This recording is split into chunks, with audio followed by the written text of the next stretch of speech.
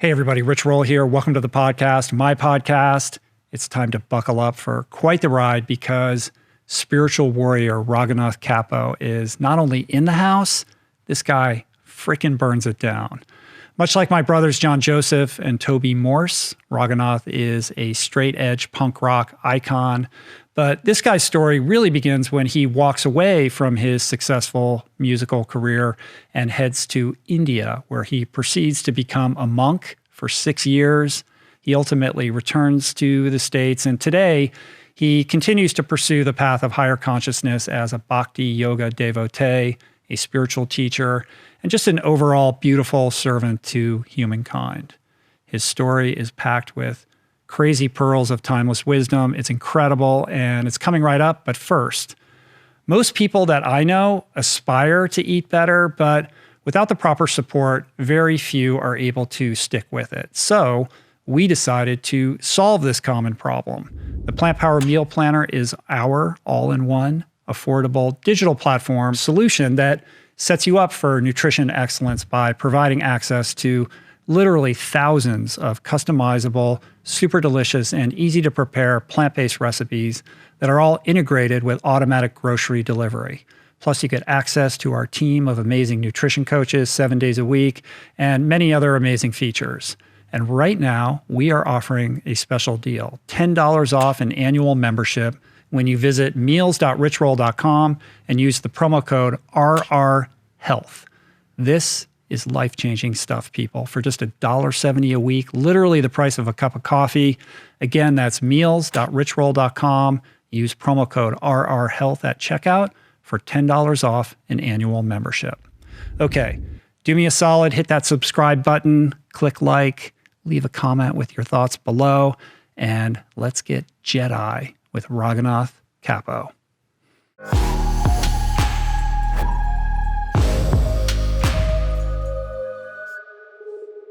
So cool to have you here.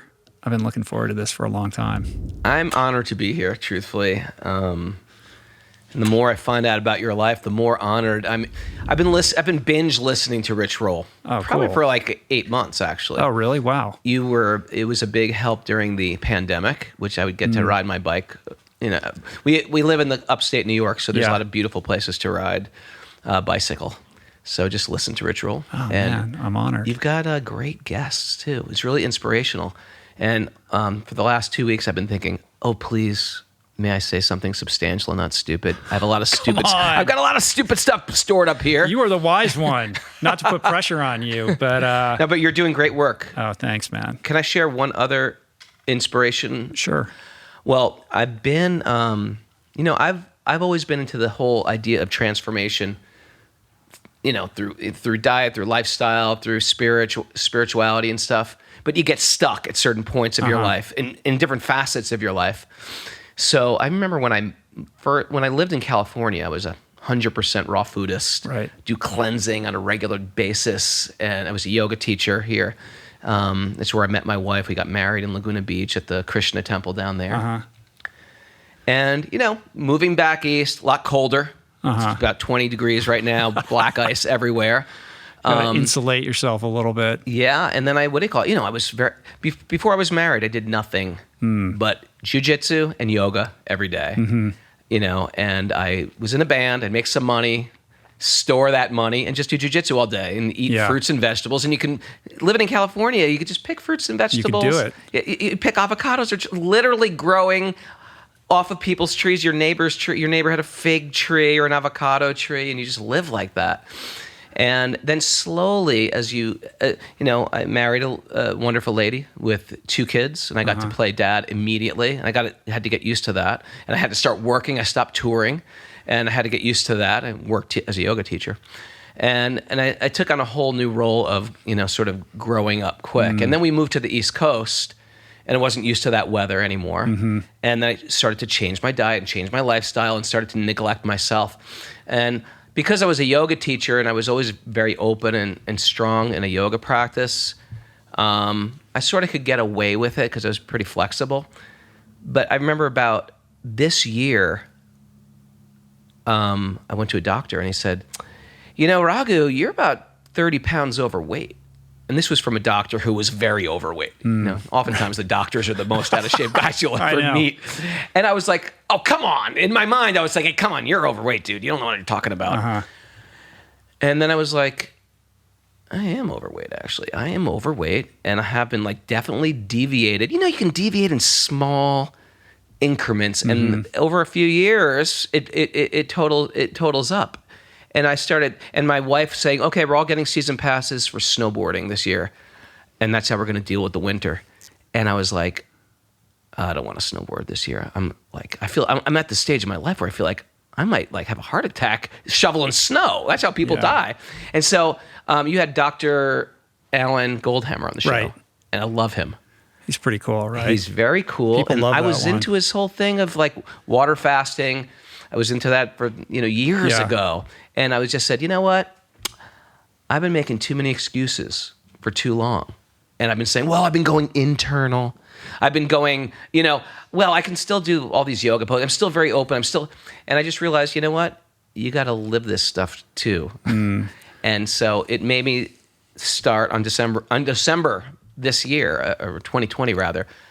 And plus all the stress of the pandemic and stuff like that. I said, you know what? It's not a good time to do a water fast. And I'm going to do a water fast. And I just did a beautiful 21-day Wow. water, broth, mainly water, but some Yeah. broth and juice. And I just decided on that day, I'm going to reconnect with all this stuff that I've just neglected that I know about. And it was an incredibly beautiful transformation. So I wanted to give this appreciation because what you're doing on the show has a ripple effect. Because it's sound vibrations of transformation. And that's the whole bhakti thing that I'm into. That's mantra and kirtan. It's a different version of that, I suppose. But you know what? It's sound vibration that lifts people up and higher. And I just want you to know I appreciate it. oh man, that means a lot. That's very cool to hear. I appreciate that. And that's great. You did a water fast. So how did you feel at the end of that? Well, I tell you, I felt that the first 3 days are always sort of like, okay, deal Right. with it. It's the worst. And it's the worst. And truthfully, I usually by day 4 I usually feel pretty good. I didn't this time. I didn't feel good. And on day 9, it was very cold. It was getting colder and colder. And I was like, you know what? I'm going to do a colonic, and I'm going to feel great. And I went in for my colonic, and I felt worse, and I almost felt like I was catching a cold. And I was like, this is no good. I got to break this. And by day 11, I was flying so high. I felt so good. But another thing was, I've always hated running. I did jiu-jitsu and I did yoga, but running I hated. Matter of fact, when I was 30 pounds overweight, I said, you know what, I'm going to run. And I would run to the railroad tracks. I live on a dirt road. I ran to the railroad tracks, and the first time I did it, I hurt my knee. And I was like, this sucks. Running sucks. But that day, when I started doing that cleanse, I was like, you know what? I'm going to run 10 minutes. 10 minutes in the morning and the night. And now I'm just running every day. And we did this great hike today. And my wife was going to Tour de Mont Blanc this summer. I said, I'm going to go too. I'm going to go backpacking with you. And we just started. And, it's one thing leads to another. And that's the power of like making one good choice. Yeah. Well, a couple observations on that. First of all, the fact that you did a colonic in the middle of a 21-day water, it's like, that's so, endemic to your personality of like gravitating towards these extremes. Like punk rock's not extreme enough, so I'm going to be, I'm going to do straight edge, and then I'm going to do the whole Krishna. Like the road keeps getting narrower and narrower, right? I'm a fine connoisseur of cults. The second thing being, despite all the work that you've done and your, laudable extreme devotion to, cultivating higher consciousness, we all have our blind spots. And you're like, you're recounting like these excuses that you're making for yourself. Well, I do this, so this is okay. Realizing that no matter where we are on the path, we still are experts at, pulling down the blinders on the stuff that we need to look at most. I feel that most of us aren't on jets. We're sort of tacking like a sailboat. Go a little up, a little down, Right. a little up, a little down. And I'm okay with that in my life, and I can see that's happened. The tacking has been sometimes a little bit more extreme, but I feel like if there's if you set your compass, even if you tack too far north or too far south, if you got that compass set, you'll end up in a good place. Right. And the compass is helpful to have, people of integrity in your life. And I've always sort of kept people like that close. Even when feel like I've gone really off, I felt like the people have sort of encouraged me back. And so I've had great people in my life, friends, peers, some you probably know. Yeah. Radhanath Swami, who you've had as a guest, whom I love. Yeah. And I spend time with him every year. What a beautiful... great soul. Great people. That guy is, I know. So lucky to have great people in our life. And what do you do? What you're creating with this podcast is like, you just have great, inspiring people on a regular basis visiting you. And it's been such a gift to be able to share space and spend time with people that I respect and look up to. And then these people become my friends and part of my life. And, our worlds sort of have intersected in that regard, like John Joseph. You probably go way back with that dude, right? Those guys in the Cro-Mags have been a big inspiration to me and to a lot of people for sure. John's one of my best friends. I texted him the other day and told him you were coming in. He said to say hello. Yeah, they're inspirational guys, and transformed their lives, transformed people's lives, transformed my life directly. Yeah. In debt. Also, these are people you're always in debt to. Toby Morse. Toby Morse? Toby? I think I'm joining him for dinner tonight. Oh, you are? Oh, cool. Yeah, I texted him and told him you were coming in as well, too. So he said to say what's up. I'm glad that you're going to see him. He texted me yesterday. Very cool. Well, let's talk about like the origin story a little bit. I'm like obsessed and fascinated with New York City in the 1980s and like that. I thought you meant the origin of the universe. I was like, yeah, well, everyone's got a good creation story. How many hours you got, right? I'm going to take your 90-day course. Well, Lord Brahma appeared on a lotus flower from Lord Vishnu's navel. And many other things, right? That period, I moved to New York in 1989 and lived there on and off for several years. So I was at the tail end of that. You were in New York in 89. Okay, yeah. But I grew up in Washington, D.C., but I grew up kind of in an inside the beltway. My dad's a lawyer, and, I went to an all-boys prep school. And even though... What school? The Landon School for Boys. Okay. Like coat and tie, like the whole thing.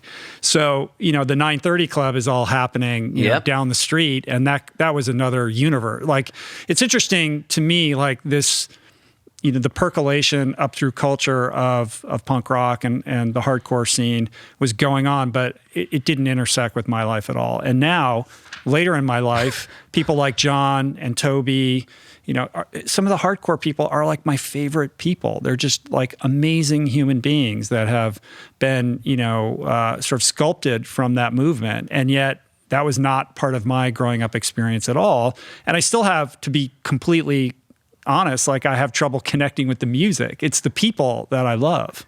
Colorful personalities.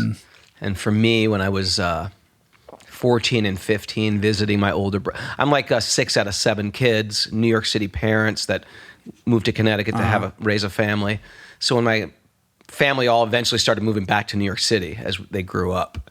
So I used to visit my brothers in New York, and I used to hang out on the Lower East Side, and that's how I'd see all these people. And the Lower East Side, for those who don't know New York, then it was a whole different world, and it was scary but exciting. And for a 15-year-old, everyone was almost like bigger than life, like cartoon, like comic book characters of villains and heroes, and sometimes they blended into one. Is he a villain or a hero? Things like that. So especially in the punk scene, everybody had a punk name and their weapons of choice, and it was sort of a scary scene, but it was exciting compared to a suburban high school. Right, and you just took the train down from Connecticut and just from Westchester. We sort of on the border. We used to take the Metro North to New York City, and my parents were, I get it. I have 5 kids, so when my the youngest one, you get exhausted being a parent, and you slacken up. So by the time I came around, my parents were like, "Yeah, you want to go to New York this week and have a great time?" Right. I'm going to see some music, Mom, and they were like, "Okay, Philharmonic. What could he be possibly doing?" Unbelievable. I know. And so, what were the clubs that you were going to at that time? CBGB's, A7. I've been to the Mud Club. I've been to the Ritz, which is now Webster Hall. And what was the process of? They were like gross. You know what I mean? When we Yeah. talk about them, they sound like fantastic. They were grotesque. Right. By normal civilians. Like my wife, I call a civilian. She has no clue what hardcore is. She doesn't know anything about it. You know, didn't even know I was in a band when we were started dating. And, but you know, but they were great. If you were into that music, it was like that was like the music mecca. And for us, it was so much more than, well, we want to play another band's songs. I want to play the best of Rush or the best of Cheap Trick or the best of Zeppelin. We just want to write our own music. And it was sort of cool to do. And what was it that you connected with? Like when you're 15 and you're going to these clubs for the first time and you're being exposed to this scene, like what was it about that like it excited you? I think it was that originality that like, these are just guys my age. You know, the first band I saw was like the Beastie Boys' first band. They were in a band called The Young and the Useless. Yeah. And they were 14 or 15 Right. like I was, and they were making their own music on stage. I was like, I think I could do that. And from there, I went back, and me and my three nerdy friends from my big suburban high school, we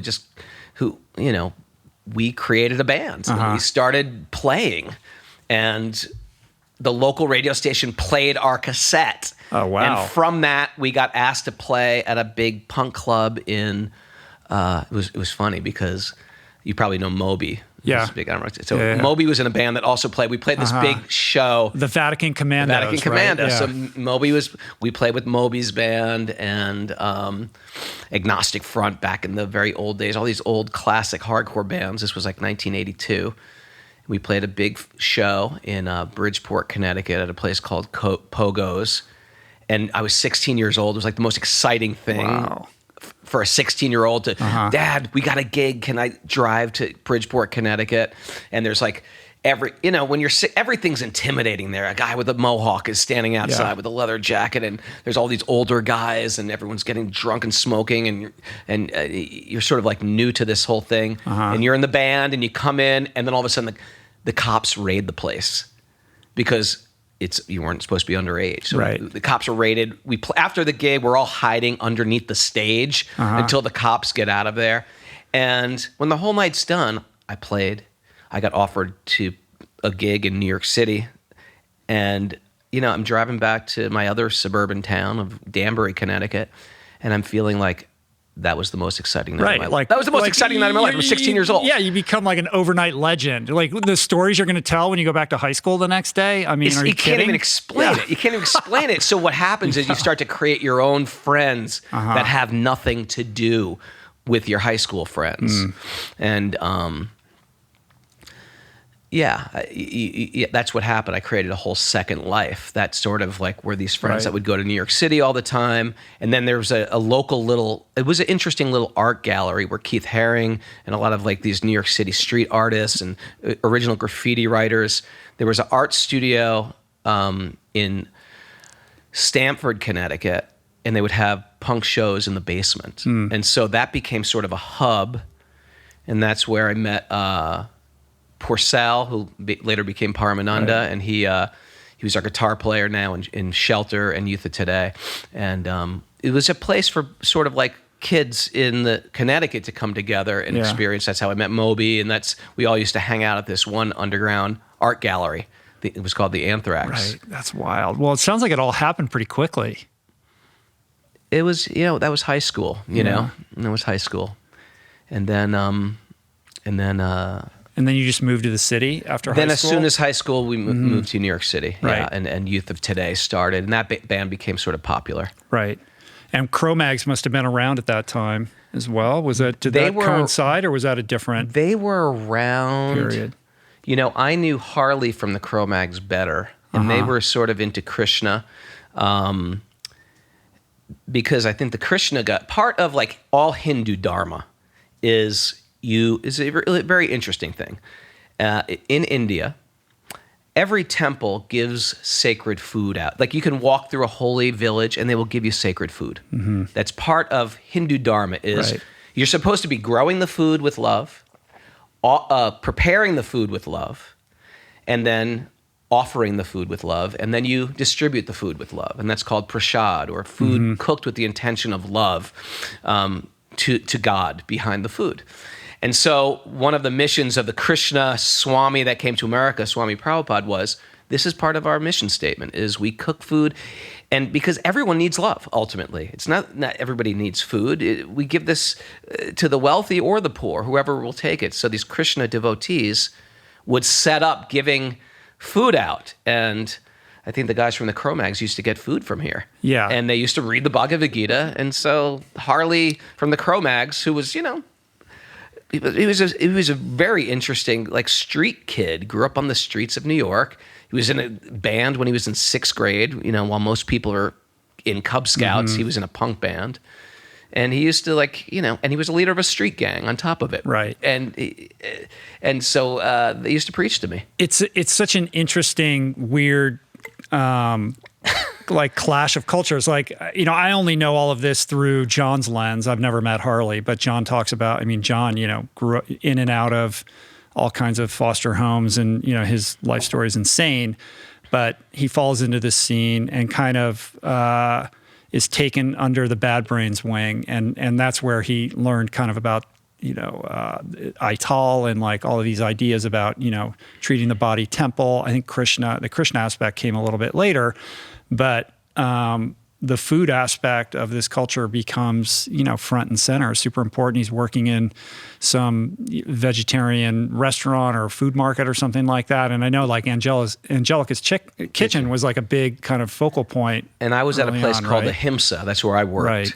And Purcell, our guitar player, worked at Prana. And there was a bookstore called Ayurveda. And now we just went to Joy Cafe, incredible cafe, and even yoga, it just wasn't in the conversation. Right. Veganism, animal rights, vegetarian, it wasn't in the conversation. But the Lower East Side was a weird subculture of freaks, basically. And whether you were into punk or hardcore or death or goth or vegetarianism, or there was all weird, just peculiar people would gravitate towards the Lower East Side.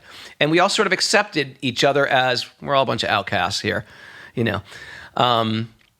So yeah, there was these random Angelica's Kitchens, and we all sort of grew up interested in. I remember just eating spirulina in 1985 when no one knew what spirulina was. Yeah. But where does the Hare Krishna thing intersect with that? Was that community just living in the same neighborhood? How does the straight edge hardcore scene, in the Venn diagram, you know what I mean? It's one thing to be punk, it's another thing to be straight edge, and then to just gravitate towards the Hare Krishna movement and, follow the bhakti path. It seems like the straight edge community is a little bit of a feeder to that community. If you telescope out, it's all right, well, this is about taking a stand against mainstream society. Sure. We're not buying into this paradigm. We're looking for something more meaningful, something that's a little bit more authentic. So perhaps it's just an extension of that learning curve or that kind of spiritual trajectory that would attract somebody to the straight edge scene to begin with. But what did that look like for you? For me, there was not a straight edge scene in New York per se. And I was just sort of more into sports and healthy living. Right.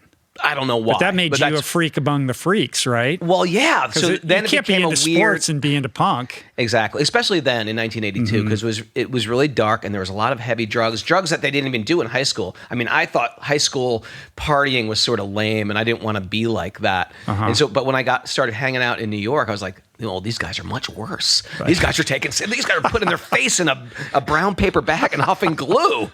So what the hell is going on here? And I was just into positive living, and I just didn't jive with that stuff. And so I never expected it to become as big as it was. But we had a band, and I'm very outspoken about what I believe in. And a straight edge scene sort of quickly, a culture of it sort of quickly started forming. And then that year we got into animal rights. It just seemed like a natural progression of, okay, I want to keep my mind under control, my body under control, my tongue under control, my genitals under control. And I got to figure out, like, why am I killing this cow, but we're not killing this dog? Like, and when you start to think like that, you start to realize, like, oh, I get it. I'm like a sociopath who can sort of like, hey, children, let's play a game. And then all of a sudden you murder another child. Yeah. So what am I doing with my mind? And I got that in my mind living with my family, but I didn't know how to cook. Yeah. But so I made this deal, like, when I turn 18 or when I move out of my house, I'm not going to eat meat anymore. I'm just not going to do it. And then I read Peter Singer's book, and the Krishna people also put out a book on vegetarianism. So then I was like, I'm just going to choose this lifestyle. I'm just going to deal with it, and I'm going to find support. Because there's not like real support like there's you couldn't go online and find support. You just had to figure it out. Okay, what am I going to eat? Spaghetti every day, or Coca-Cola. And so it was sort of like a process. And then New York City did have that support with health food stores. Right. I got a job in a health food restaurant. I started getting into yoga then. And that sort of... What was the yoga scene in New York like at that time? It all was spiritually based yoga. Yeah. It wasn't athletic based. No, of course not. But there were it was all yoga connected studio- to ashrams. Yeah. And where it was like, David Life and Sharon Gannon were like around at that. I mean, they come from the punk movement too, yeah, right? Yeah, they were in the neighborhood. David had a Life Cafe. Right. And he's cool. And Sharon's cool. And they live not far from me. But when you go to Jivamukti now in New York, and it's like, it's so swank, and like the cafe is amazing, and you're like, but you're like, these are just punk rockers who are, I know, it's right? like they came out of that movement when yoga was like an act of rebellion. Yeah, and they still have that in them too. And yeah, they're wonderful. I remember practicing next to them at Dharma Mitra's place. Dharma Mitra's probably 85 years old this year, maybe. Right. But he was long-term yoga teacher, but spiritually based. They all had gurus, and it wasn't as secular as yoga has become nowadays. So Youth of Today gets some traction. You guys are playing all the time. You make a name for yourself. You like create this band that tons of people are into. You start a record label. Like, you got a lot of stuff going on.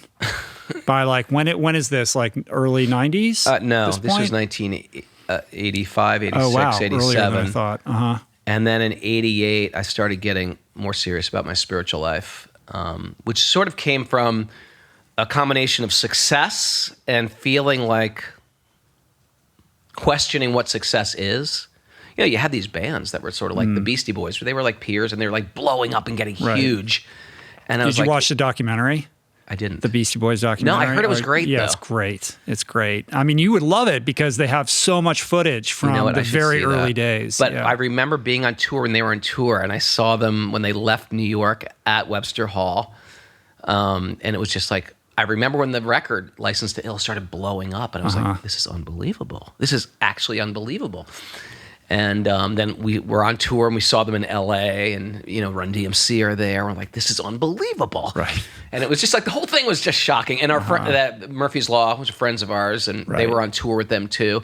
And the whole thing was like, it was like shocking, like, because no one's expecting hardcore. Right, because we're just having fun. Like, we're doing DIY stuff. We're printing our own, flyers and all that kind of stuff. Like, there's no expectation or attachment to any kind of like broader success. Or this is a career. This is a career. No one thought of, when I grow up, I want to be in a band. It wasn't like that at all. We just sort of like, I don't know, on a mission. I don't know what it was. Yeah.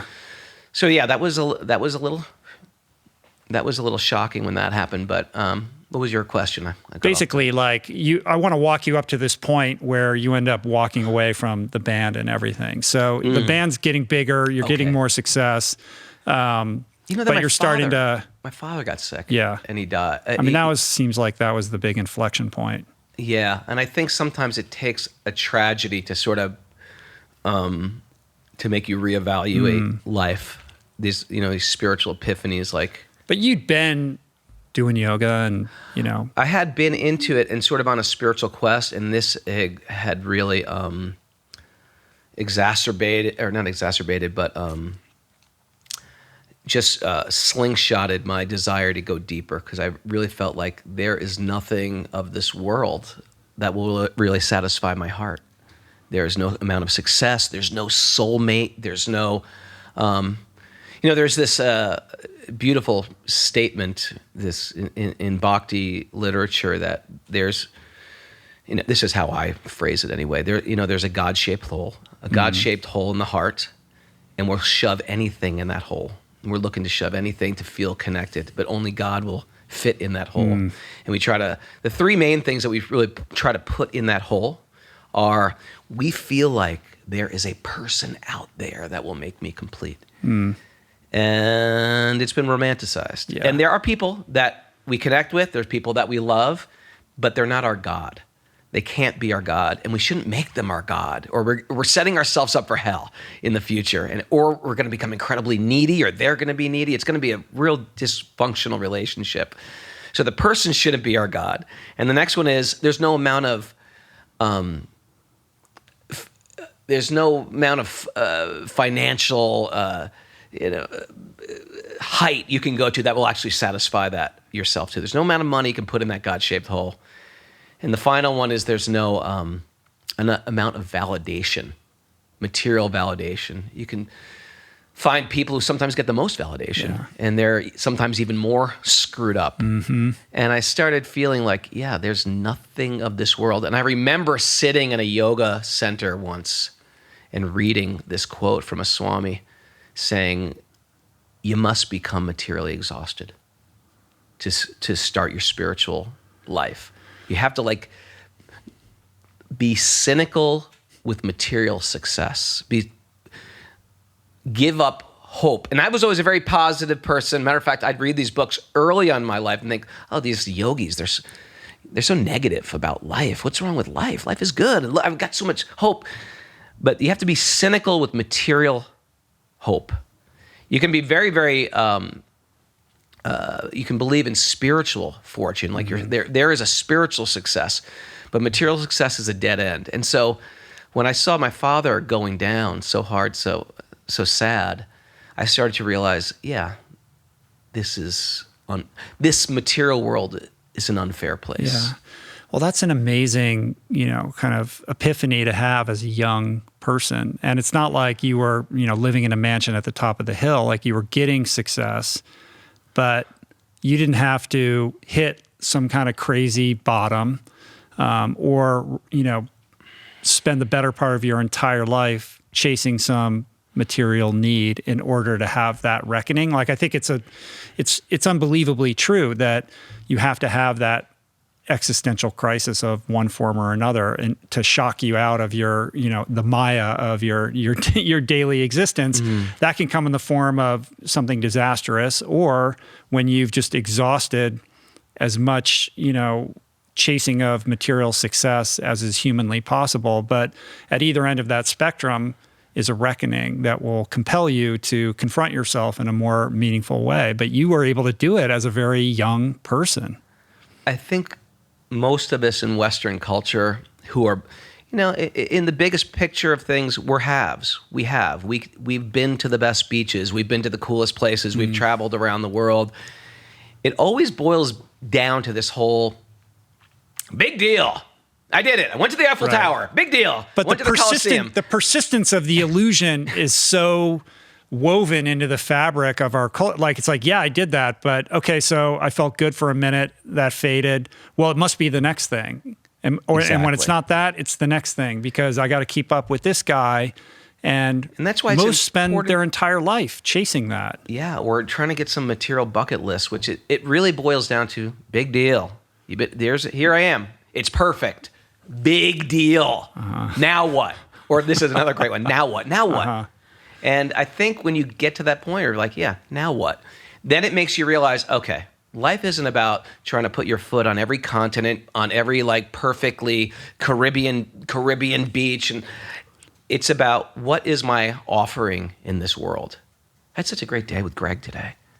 What is my offering in this world? And when I see people like yourself, people are just connected, like, okay, we're here for a short amount of time. What am I here to give? And that's when life, I feel like, really becomes successful. and you feel very fortunate and very connected, and you enjoy waking up in the morning, and there's no, oh crap, it's Monday, or Friday, thank God it's Friday, where like, I feel like I could do what I do 24/7. I'm one of these very like hyper, I could do what I do every day and for hours a day, and I love what I do. And I just feel like it's important to shine light on the romance of what Hollywood creates, or what even just people's personal Maya creates in their mind. Like, well, if I was in this situation, I'd be better off. If I lived out here, I'd be better off. If I could only find some time away. That getting fame at an early age, and even though it wasn't huge fame, getting that fame, it punctured the romance of what a lot of people. It's a long, attractive dead end. I'm sure you can relate to that. No, I mean, that's beautifully put. But I suspect that most people who, have been in some analogous version of that situation might think, I need to do something a little bit more meaningful. Maybe I'll, volunteer at a nonprofit, or I'll double down on my yoga practice, or, figure out some way of living more in seva in my day-to-day. But what very few do is say, I'm going to go on a walkabout and end up in India and a monk for 6 or 7 years, or however long you were doing that. Like, I'm an extremist. Yeah, it's an extreme I'm not asking thing. everybody to be extremist either. I'm just a little extreme. You're talking to an extremist. Yeah, like, you're an extremist. I'm vibrating on that wavelength. Like, I get it, and I celebrate that. And I've also gone through phases of feeling guilty or feeling like I have to apologize for being an extremist. But it's an amazing lever for all, things good and bad. It's led me down dark alleyways, but it's also been something that has catalyzed tremendous, growth and progress in my life. So when I see that kind of hardcore pivot, hardcore to put a pun on it, like, that's awesome. Most people wouldn't do that. But you took that thing inside of you that's attracted to those kinds of extremes, and like put it to this amazing use that completely changed your life. Well, probably people like you and me and John and stuff like we're like fast moving trains, and it's just like there's guy working the switch on the train, pulls the switch, and the train's going to go south or it's going to go north. And we've just, like, through the company of like-minded people, we've just chose, all right, let's work really hard to go north here, because it's a force, and it's a determination, and it's a focus that if it's like misdirected, it can cause a ripple effect of destruction as well. Yeah. And so I'm like, I'm well aware of that when it's channeled in the wrong way, of the problems it can cause. So your dad gets very ill. Doesn't he slide into a coma or something like that? He goes around into a this coma time? for 3 years. Wow. Which is a coma's a weird place, because you don't quite, is he alive? Is he dead? Right. Half the family thinks he's dead, half the family thinks he's alive. And I am like in a state of like teenage denial. Like, I can't even deal with it. It's quite humiliating to admit, but I just couldn't deal with it. I just didn't know where to put it in my brain. In the meantime, I have a band that's sort of like asking me to go on tour. And when you're 19, you've never left New Jersey, New York, and Connecticut. That's like, what? You're going to go on tour? You're going to go to California where there's palm trees and fruit that grows on trees? Like, what? And, my mother just said, just go. And then I just went on tour. And then I had to like sort of digest it during the... And I think between the band doing their thing and my father, eventually leaving his body, I got to this point where, and the scene getting created around me, I just realized I need something more in my life also. So that was sort of, I just, at that point, at that height of the band, I left the band and went to India, not even knowing as much of sort of what I was getting into, but I just had first of all, I had a strong faith in Vedic culture and the yoga culture, which was which I started really studying, because when you get into spiritual culture, it can be very confusing, and the Vedic culture is like very, very broad, very, very open. Like I know I went to 1 year of college, And I didn't know why, because all I wanted to do was music. And I know I didn't want to be one of these, like, you know, what was it? In our generation, there was like Animal House was the movie. I didn't want to be like one of these frat boy Animal House guys. So I started hanging out with all these Christians, because I felt like, you know what, these Christians, they're sort of grounded. They're not those frat guys. I like the New Testament. I think it's a good book. I'm going to hang out with them. But I also love the teachings of Buddha. So I remember reading the Dhammapada, which is a great book on compassion and mindfulness and introspection. And I remember reading this. I was like, oh my God, this is so good. Wait till I tell all my Christian friends about this. They're going to love it.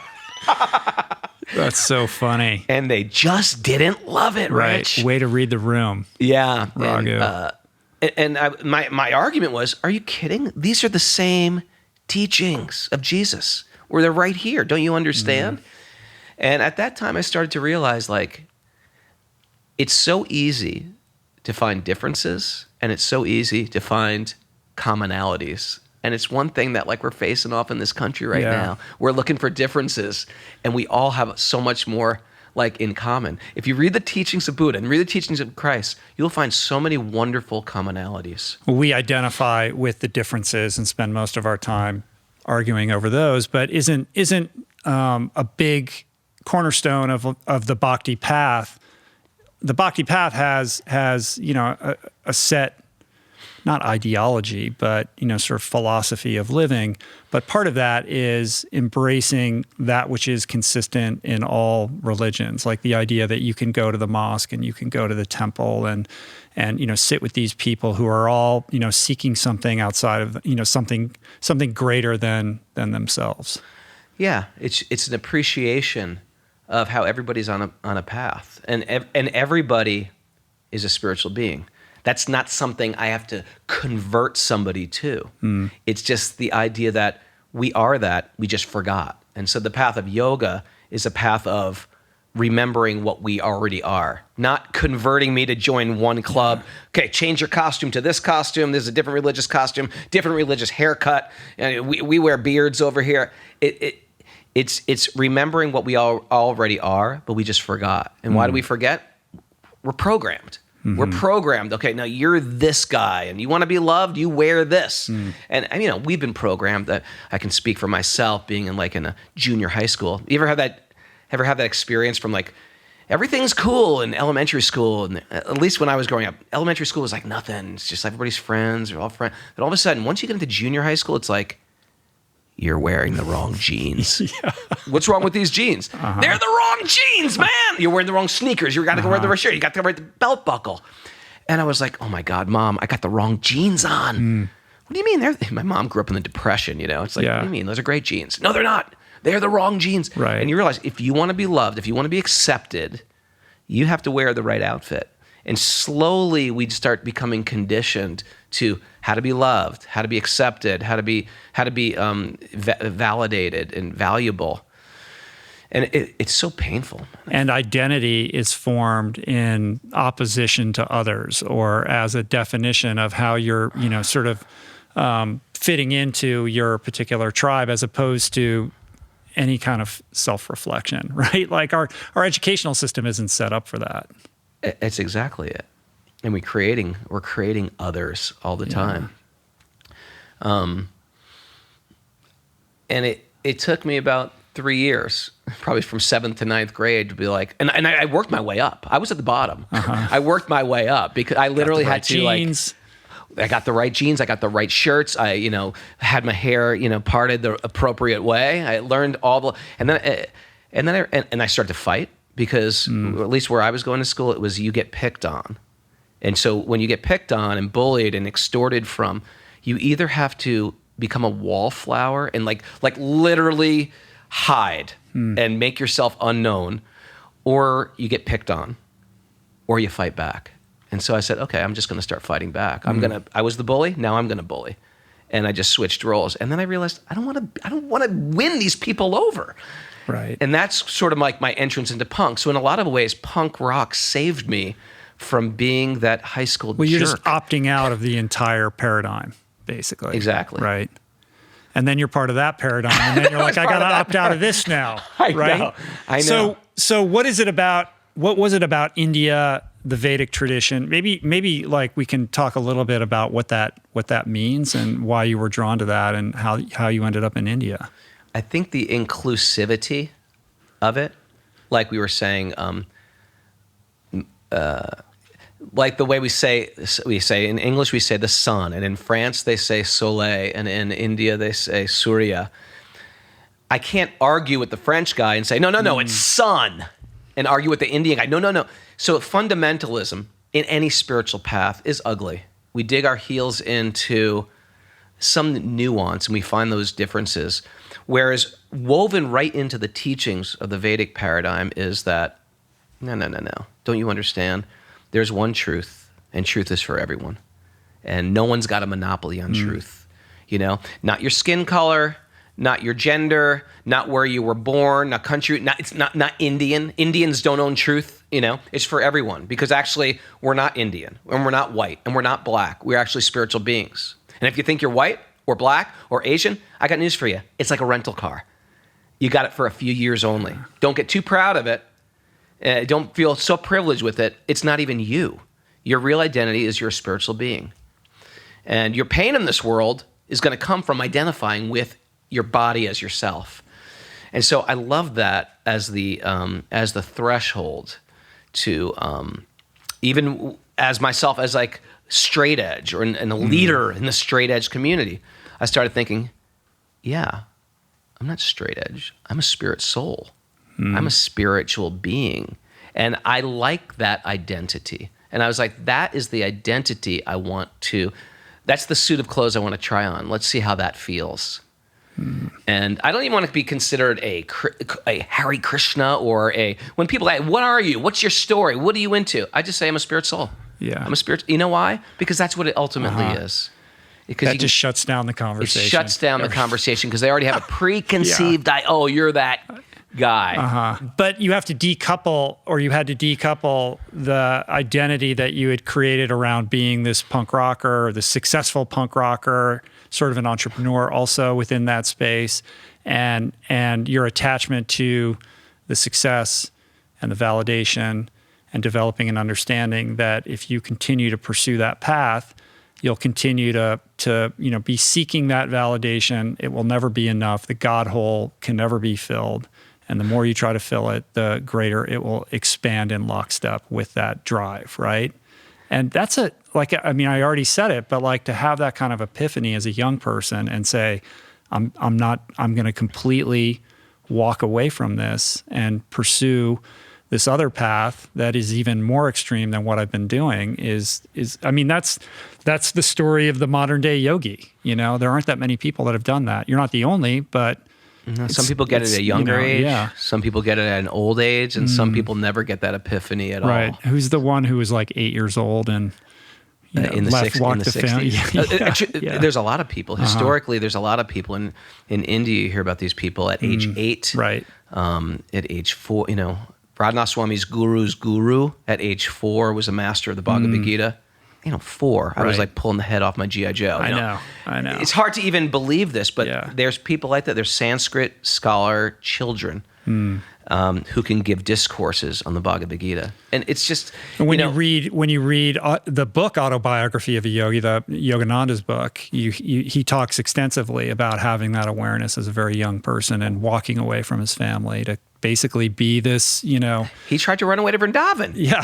He tried to go to Vrindavan to be, And and the way we understand that is that everything that we do in this life is a practice. Like, you're really good at interviewing. I just want you to know that. You are a great interviewer. Oh, thank you. We're only a part of the way into it. I can still screw it up. Go ahead. No, even if you blow this one, all the interviews I've heard you do, I was like, man, he really knows how to interview. He's really systematic going through. These questions are good. But you get that way. You probably didn't come out of the womb doing that. you practice it and you refine it and you sharpen your skill, you hone your skill. I can do handstands, and I didn't come out of the womb doing handstands. I practice it. So everything that we do in this life is a practice, both material things, good things, bad things. Drinking alcohol is a practice. Being unforgiving is a practice.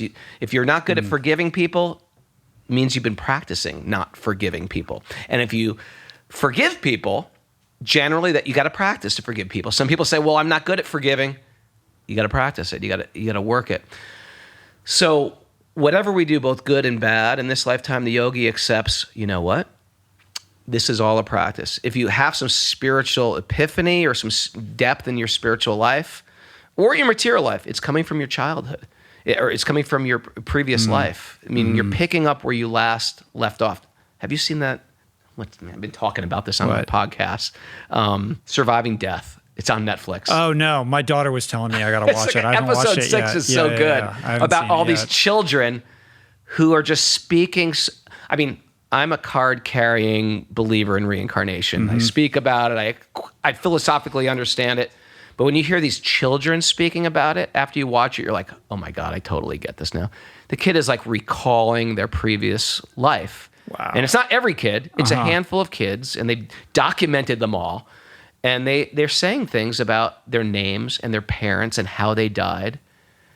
And they're 4 years old. And the mother's like, what are you talking about? And the mother Googles the name. Can you go find the Yeah, I was going to ask that. And they find the people. No way. Yeah, it's episode 6. Wow. Watch it. It's so good. And there's thousands of That's them. nuts.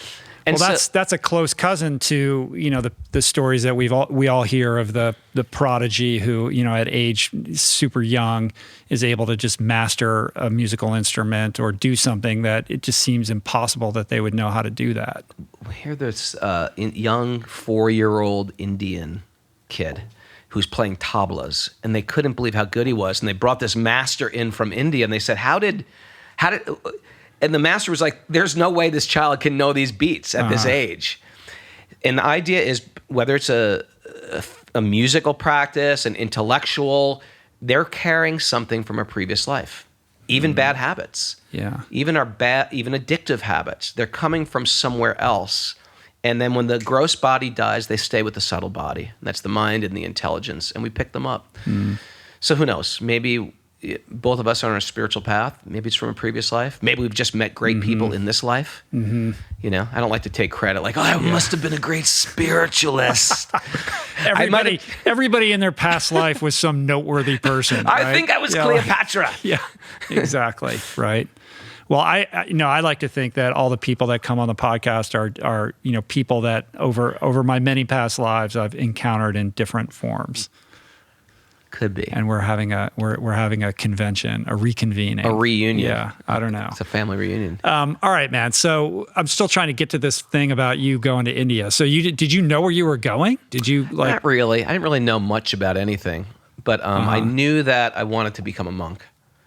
So you had that. And I had that, and I believed in the Bhagavad Gita. I thought that was right, but I didn't really know all the nuances of everything. So I did go in very green and sort of like, even though I accepted it, I was like really sort of not 2 feet in until I started applying all this stuff to my life immediately.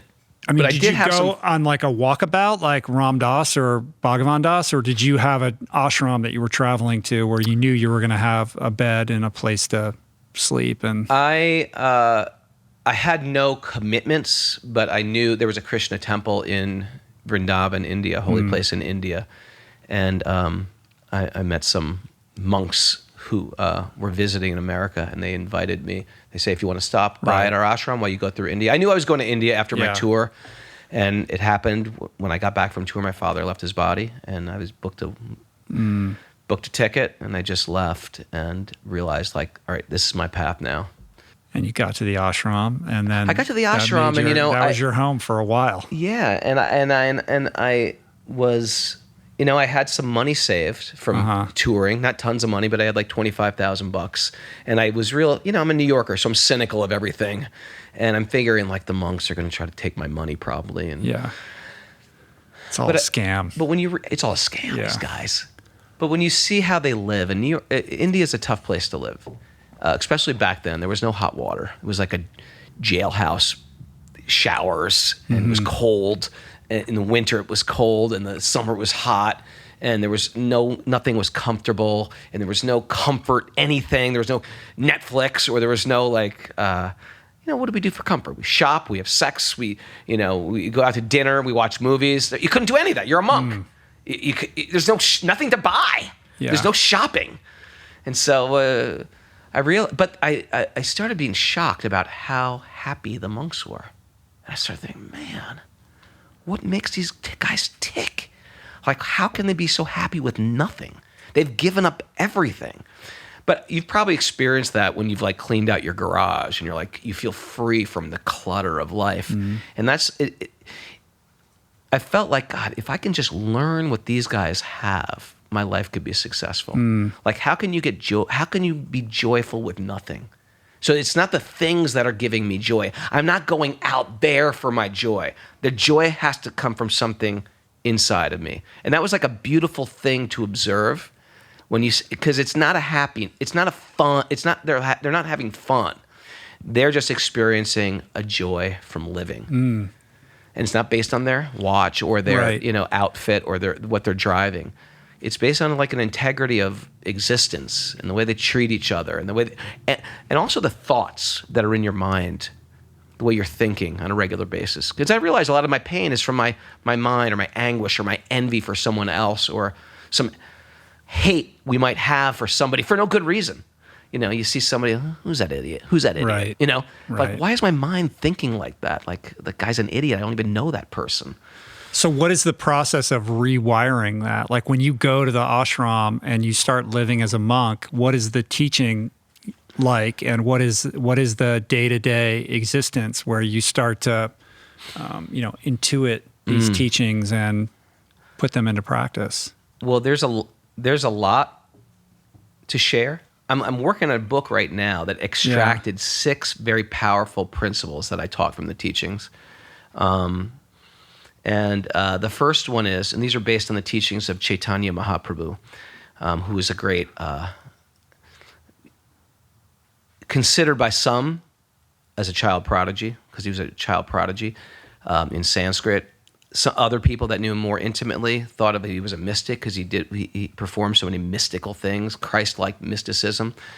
But his intimate followers, who are great gurus in their own right, they considered him an avatar. So his teachings were very simple, and one of them is very basic, and it's a great takeaway. If you want to take away anything from today, you take this way. Stop criticizing other people. Like the sound coming out of your mouth can be toxic. And that was a powerful thing. Stop criticizing. I realized I'm living with so much criticism in my mind. That doesn't mean we should throw discernment out. We need discernment. But the condemning language that happens on a regular basis from finding fault with other people and how you would do things so much better if you were doing them, cut it out. Stop letting that pour out of your mouth. That's a big one. If you want, I'll just run through these 6. Yeah, let's do it. No, this is great. That's one. First of all, when did this guy live? What is this, about like 1400? Same time Columbus was showing up here. Right. This person, Chaitanya Mahaprabhu, was in Bengal and traveled throughout India, and basically it was a renaissance of bhakti. Bhakti yoga means connecting to source through love. That's all the word really means. And so a lot of the practices are singing, are cooking, are meditation, but everything is in action. Like you're acting in a loving way and dealing with other people. And so, this is one of the teachings. The book is called The 6 Pillars of Bhakti. And so one is not criticizing. The second one is being tolerant, whereas criticism deals with other people. Another one is just dealing with life's situation and stop blaming the world for your unhappiness. And this is very powerful. It's transformational.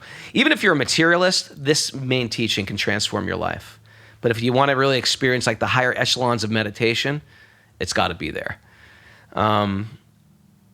Criticism, tolerance, and this is a huge one, number 3. And if you can add this one to your life, it's just such a game changer. It's, I take no offense, meaning I will not be offended on a regular basis.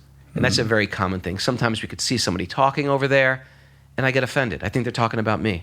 So without provocation, I think someone's got something against me. And sometimes we'll walk around holding some resentment for a person who didn't even mean anything. And that gets split in two things, because sometimes people don't mean anything, but due to some proclivity that I have, that I don't trust the world, that I take an offense and I carry that resentment around with me, and it becomes a burden. But sometimes people have hurt me. They've actually deliberately hurt me.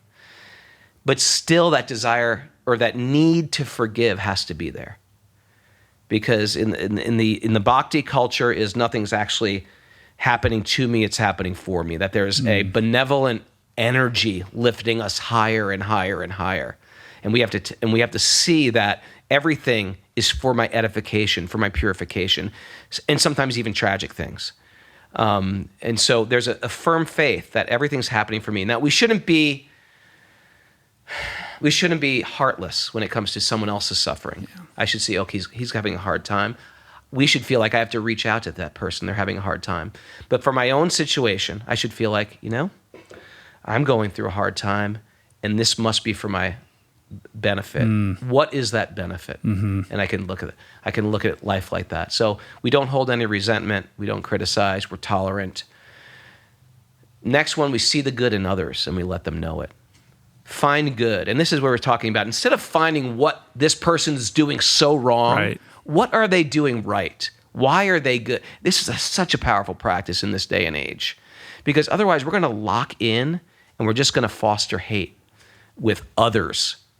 And we're going to have no commonality whatsoever. What do we have in common? What is right about this person? And it's such a great thing. Truthfully, it's a marriage saver. It's a relationship saver. What is good about this person? And then sharing it with them. Telling them why I appreciate you. And that lack of appreciation can really kill love quick. I mean, isn't that what romance is? Is full 100% appreciation for that person. Right. And the second piece about letting that person know is crazy powerful. Right. And it's something that most of us don't do nearly enough of. I mean, we might have a person that would do anything for us. They would come anywhere at any time, at any moment. Hey, I need your help. Can you come here? Yeah. That person, I never let them know how much I appreciate them. Sometimes the people that are the closest to us, we never share with them how much we appreciate them. And in you recounting these lessons, I'm thinking, this should be the terms and conditions on Twitter. Like, what if before you could log on to Twitter, you had to read through these sort of, guidelines or, sort of guideposts for how to behave or acquit yourself, because everything that you just shared is so anathema to the way that we conduct ourselves in the kind of public conversations that are happening on social media. And we're all seeing, the fractures, the fissures that are starting to expand in the fabric of, our society. Like, we're no longer able to productively communicate in a healthy way. And it's because we've lost sight of these very things that allow us to remember that we are truly one. And no one's happy. They're all sad. Even if they're righteous, they're just like sad in their righteousness, of their rightness. So that's see the good in others, let them know it. The appreciation is such it's powerful in this world, and it's powerful in the spiritual realm as well. That's why I love this stuff, because it's relevant, it's real. It's not just like, when I die, I'll go to heaven. Who cares? I don't know about heaven. I don't know anything about heaven. I don't even know if it's real. But I do know these are very, very practical in this life for my own personal joy, my own personal integrity, my relationships.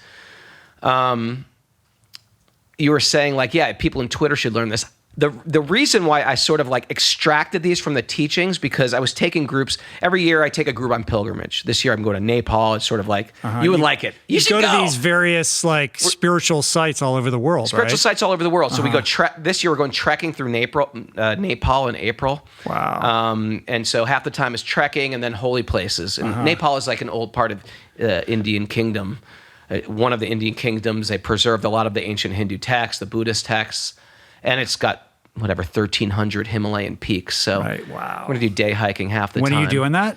April. Come. Wow. Be great. That's tempting. But keep going. And then we do India every year, which is also great. And we go to holy places. But, you're bringing a bunch of people to India who've never been to a third world country, and we're traveling together, and they're not used to it. And it's a little shocking sometimes. So I've really set up these 6 pillars as sort of behavior, sort of guardrails. Right. Yeah. This is what we do. We don't criticize. And it's sort of a contract. We like mentally sign. I read them over every day. This is what we're doing. We're not going to criticize. We're not going to find fault. We're not going to be resentful, right? And we're going to find the good in others. We're going to let them know it. The next one was quick to apologize. If you feel like you hurt someone's feeling, if you're a little obtuse, and you apologize first. You say, hey, I'm sorry. I don't know if that offended you, but please forgive me if it did. A big game changer. And another one is we keep a tally of how we are blessed. We keep a list of how fortunate we are. A gratitude practice, basically. What's that? A gratitude practice. A gratitude practice. And sometimes people don't have a gratitude practice. They have a this is unfair practice. This is why, or an entitlement practice. Yeah. And the problem with that is it's simple math. Entitlement makes you sad. Gratitude makes you happy. If you feel like the world owes you everything, you're always going to be miserable. Yeah, there's never enough the world can owe you. Right. This architecture is not that different from 12-step. And I know you've got this like Bhakti 12-step recovery program. I want to spend a little bit of time talking about this because, there's a lot of similarities, like, do a personal inventory, hold yourself accountable, like take the next right action, make your amends, practice gratitude. All of these things are endemic to recovery and are applicable to humanity at large. This is not like just something that, alcoholics and drug addicts need to figure out a way to master. Because truth is for everyone, and no one owns it, and no one's got a monopoly on it. Yeah. And there's people, Bill Wilson, they're like inspired. They're somehow inspired, and they've got the receiver on. Just like right now, there's like radio waves in this room, but we don't have our receivers on. We can't pick up the ham radio receivers or the channels from France or the channels from the country western station. But when you have that receiver, you can start picking up all. When you start to fine-tune your radar into spiritual truth, not for your ego. If you tune in with your ego in spiritual truth, you'll find your little group that finds others, but you won't find commonality and connection. It'll be just another way for your ego to live out in the name of I'm better than. And we find that in any type of, come on. Like I said, I'm a cult aficionado. I found it when I was a raw foodist. I found it local farmer growing, straight edge, Krishna. You can always find people who are into things. You find it in politics. You definitely find it in religion. Yeah. That if I'm doing something for my self-betterment, I shouldn't become more hateful. If I'm becoming more hateful, I think I'm doing something wrong. Well, what happens is, as human beings, there's something hardwired into us that wants to find a tribe of like-minded people, and we craft our identity around that. So whether it's raw food or Ayurveda or yoga or whatever it is, the more you gravitate towards a certain practice, and everything being a practice, you're going to be surrounding yourself with more of the people that do that. And before you know it, you're attaching a label to that, and that is now working at cross purposes with the expanded awareness that you're trying to cultivate. Like it's like this weird whack-a-mole thing that never ends, right? Yeah. Yeah. And so I think you have to go into it with a little bit of a broad mind And I look at that as red flags. If I'm finding like I'm creating and that person's an enemy, then I fall off on my track. All these 6 pillars, if I'm holding a resentment towards someone, that's a red flag. It means I'm off my path. If I'm finding myself being intolerant or criticizing someone, bing, bing, bing, red flags are just going up. That means if you accepted that you're a spiritual being and you're doing these things now, you're off your path, sir. And so it's a good way for accountability for myself as well. And I'm definitely far from perfect. Right. But I use these things to hold me accountable, and I find it's great. And I try to and I'm okay with going to other sources. I'm okay. I'm great with going to the Rich Roll podcast and hearing from, like I said, I heard from Dr. Goldhammer, and I felt like that guy helped put me back on my path. I'm in debt. I'm grateful, and we need spiritual influence on a regular basis. So yeah, it will go hand in hand with Bhakti recovery. With recovery. We have a Bhakti recovery, part of our right. So tell me about what that's all about. Well, we have our podcast, Wisdom of the Sages, where we study sacred literature of India. And a lot of people get into yoga, and they want to get deeper into yoga. They'll get more into the body, into their health, into their breathing, and then they'll get a section of that yoga training, which is a certain amount of hours of yoga philosophy. And what we do, and even if you like it, that's all you sort of get. But to really change yourself, you really got to do it. You got to hear every day. To really change your habits, you've got to hear this philosophy on a regular basis. So we're talking about philosophy of truthful living, of integrity. Just like if you want to get good and you want to go through recovery, you don't check in once a month.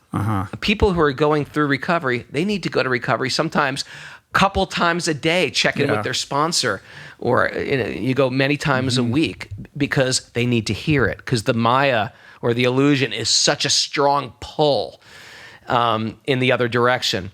So we have created a podcast where we can hear this yoga philosophy on a regular basis. We do it every morning at 5 a.m.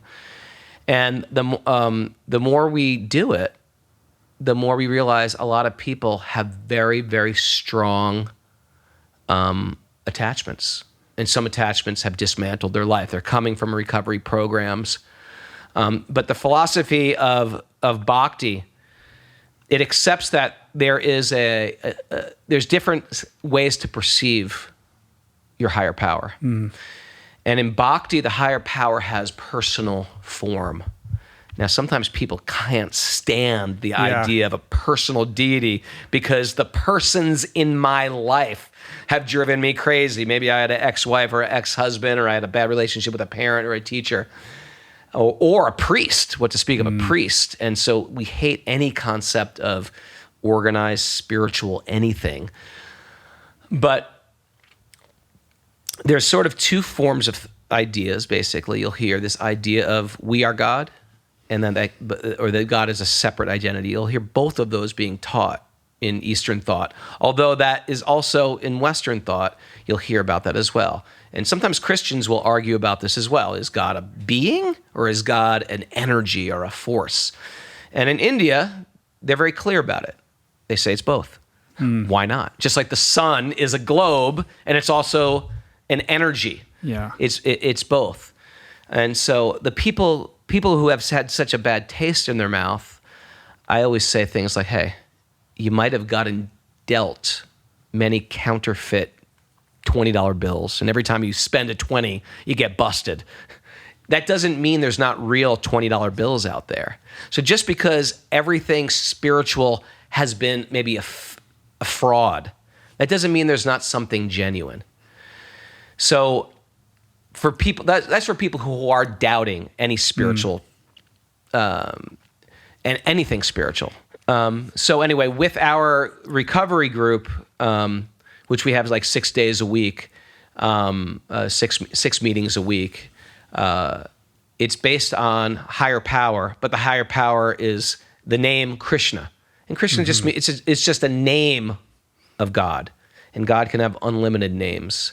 But we put a name and a form on God. And that's just one of the names and forms of a multitude of forms God can have, because God is unlimited, and why can't God can have form and have no form at the same time? So people in the Bhakti tradition, the deity actually has form, and some people worship that form in the form of Krishna or of Ram, of Nrsimha. But it's the idea of we are one with God.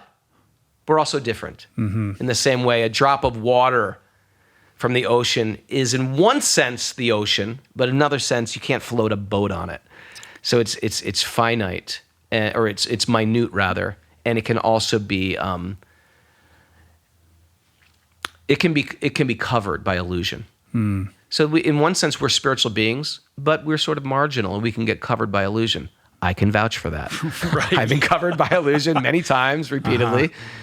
Sometimes even willingly choosing And illusion. just when you break through, you realize there's another layer of illusion. There's another to layer of transcend. illusion. Wait, yeah.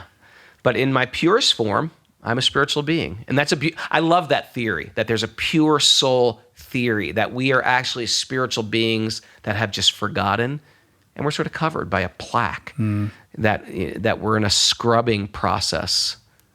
A removing as Yeah. opposed to adding on. Yeah, or born sinful, Yeah. or born. I don't like even that concept. I mean, the people that are gravitating towards you and dialing up the podcast, at least from a recovery point of view, are going to be people that are already spiritually inclined. And what you find in traditional 12-step is people whose lives are broken and are desperate and in a lot of pain. But as you mentioned, a lot of them have scars that come from various religious and spiritual traditions that calcify them from being open to the spiritual component that I think is required in order to get and maintain sobriety. And a lot of people just can't grok it, and they walk out the door because the minute the word God is uttered, or the phrase that this is a spiritual program, the lights just go out because of their life experience or whatever trauma they've weathered. It's horrible. That's baked into the very problem that they're trying to transcend and overcome. It's sad, and I get it. And I never had a traumatic experience with spirituality, but I can understand that. And all I can say is that just because there's counterfeit doesn't mean there's not something substantial as well. When people use the argument philosophically, well, I don't believe in a higher power, I think that's just nonsense. I always say, well, come on. That guy can kick my ass. He's a higher power. Or how about the sun? The sun is a higher power. The wind is a higher power. There's many, many higher powers. I always say the collective consciousness of the group. Like if you walk into a room and there's 30 people who've all been able to maintain sobriety for some set period of time, then that is a power greater than yourself. There you go. Right? There you go. That's another way to be nicely put too. So yeah, I don't think that is so far-fetched, a higher power. And I think people just have to break these things down. But yeah, if there's trauma behind it, it's tough. Right. All right, so you're in India and you're doing the monk thing. How long did you do it? 6 or 7 years? Something like that? I did a monk thing for about 6.5 years. 6.5 years, celibate monk in your 20s. It's a tall order, but I did it. And I didn't cheat. Did you travel during that period of time, or were you in India I traveled the whole all time? over the world. Oh, you did. Yeah, I traveled all over the world. As a renunciant, like sort of reliance upon the kindness of strangers? I had nothing. 3 years in, after studying the Gita, the Gita is not about renouncing the world. It's about taking the gifts that you have and using them in a spiritual way. Right.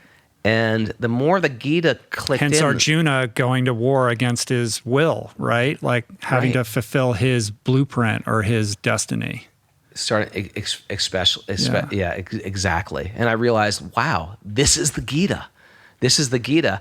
My job isn't to give up music truthfully, I'm not a great musician myself. I mean, I've written songs, I've printed out tons of CDs, I've traveled, been on MTV or whatever, but I don't consider myself a musician. I'm more of a speaker. I like to speak. I like to tell stories.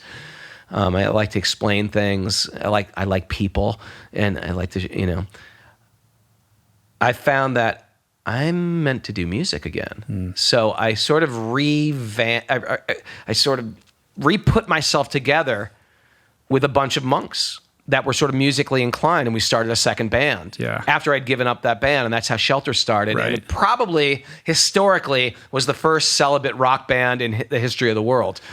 Well, it's got to be the only band comprised of monks, except for some kind of kirtan situation. I mean, it was right? like a full-on punk hardcore band, but It's of all crazy. monks. It was actually very crazy. Matter of fact, we had no clothing.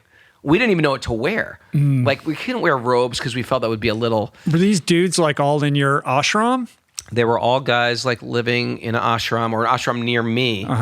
And yeah, it was almost like comical in one sense.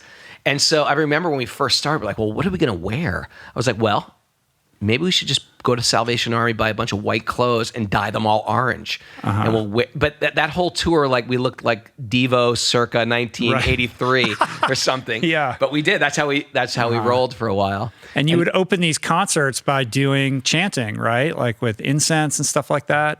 Yes. That must have freaked people out. We'd have big I think because the punk scene was anything goes. And so we're a bunch of Hindu monks. And it was almost like, why not? Right. Why not? Like, it's either you loved us or you hated us, but it was sort of in the conversation.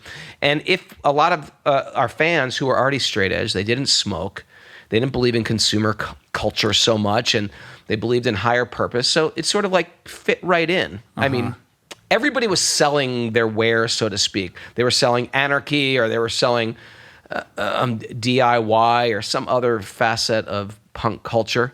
And there were definitely people in the scene that were saying, oh, you can't bring God into punk. This is bullshit. You can't do that. And then my answer was, why not? That's even more punk then to do it, right? You know what? Yeah. Who are you to tell me? What are you, like some conservative? You're not allowed to, I'm not allowed to do, what's the punk rule book I making a have to rule? follow by? Yeah. I mean, like, isn't all music started as a spiritual celebration? Isn't that the origins of music anyway? Who are you to say I can't do this? And as far as punk scene goes, I was like a big player in that scene. Who are you? If I can, I can do it because I'm me. Well, I can say, if you're going to make the rules, I can make the rules too then. And if you don't like it, don't listen to it. And so that's how we sort of rolled. And it was interesting because we maintained a strict 2-hour meditation every morning, even on tour. We would not eat food that was not cooked, because a big thing of the diet is we try to eat food that's been cooked with the proper consciousness, especially when you're a monk.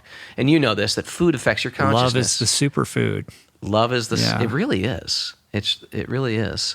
And that's why if you go to some diner where you got some guy who couldn't care less, you're eating that consciousness, and it really affects you.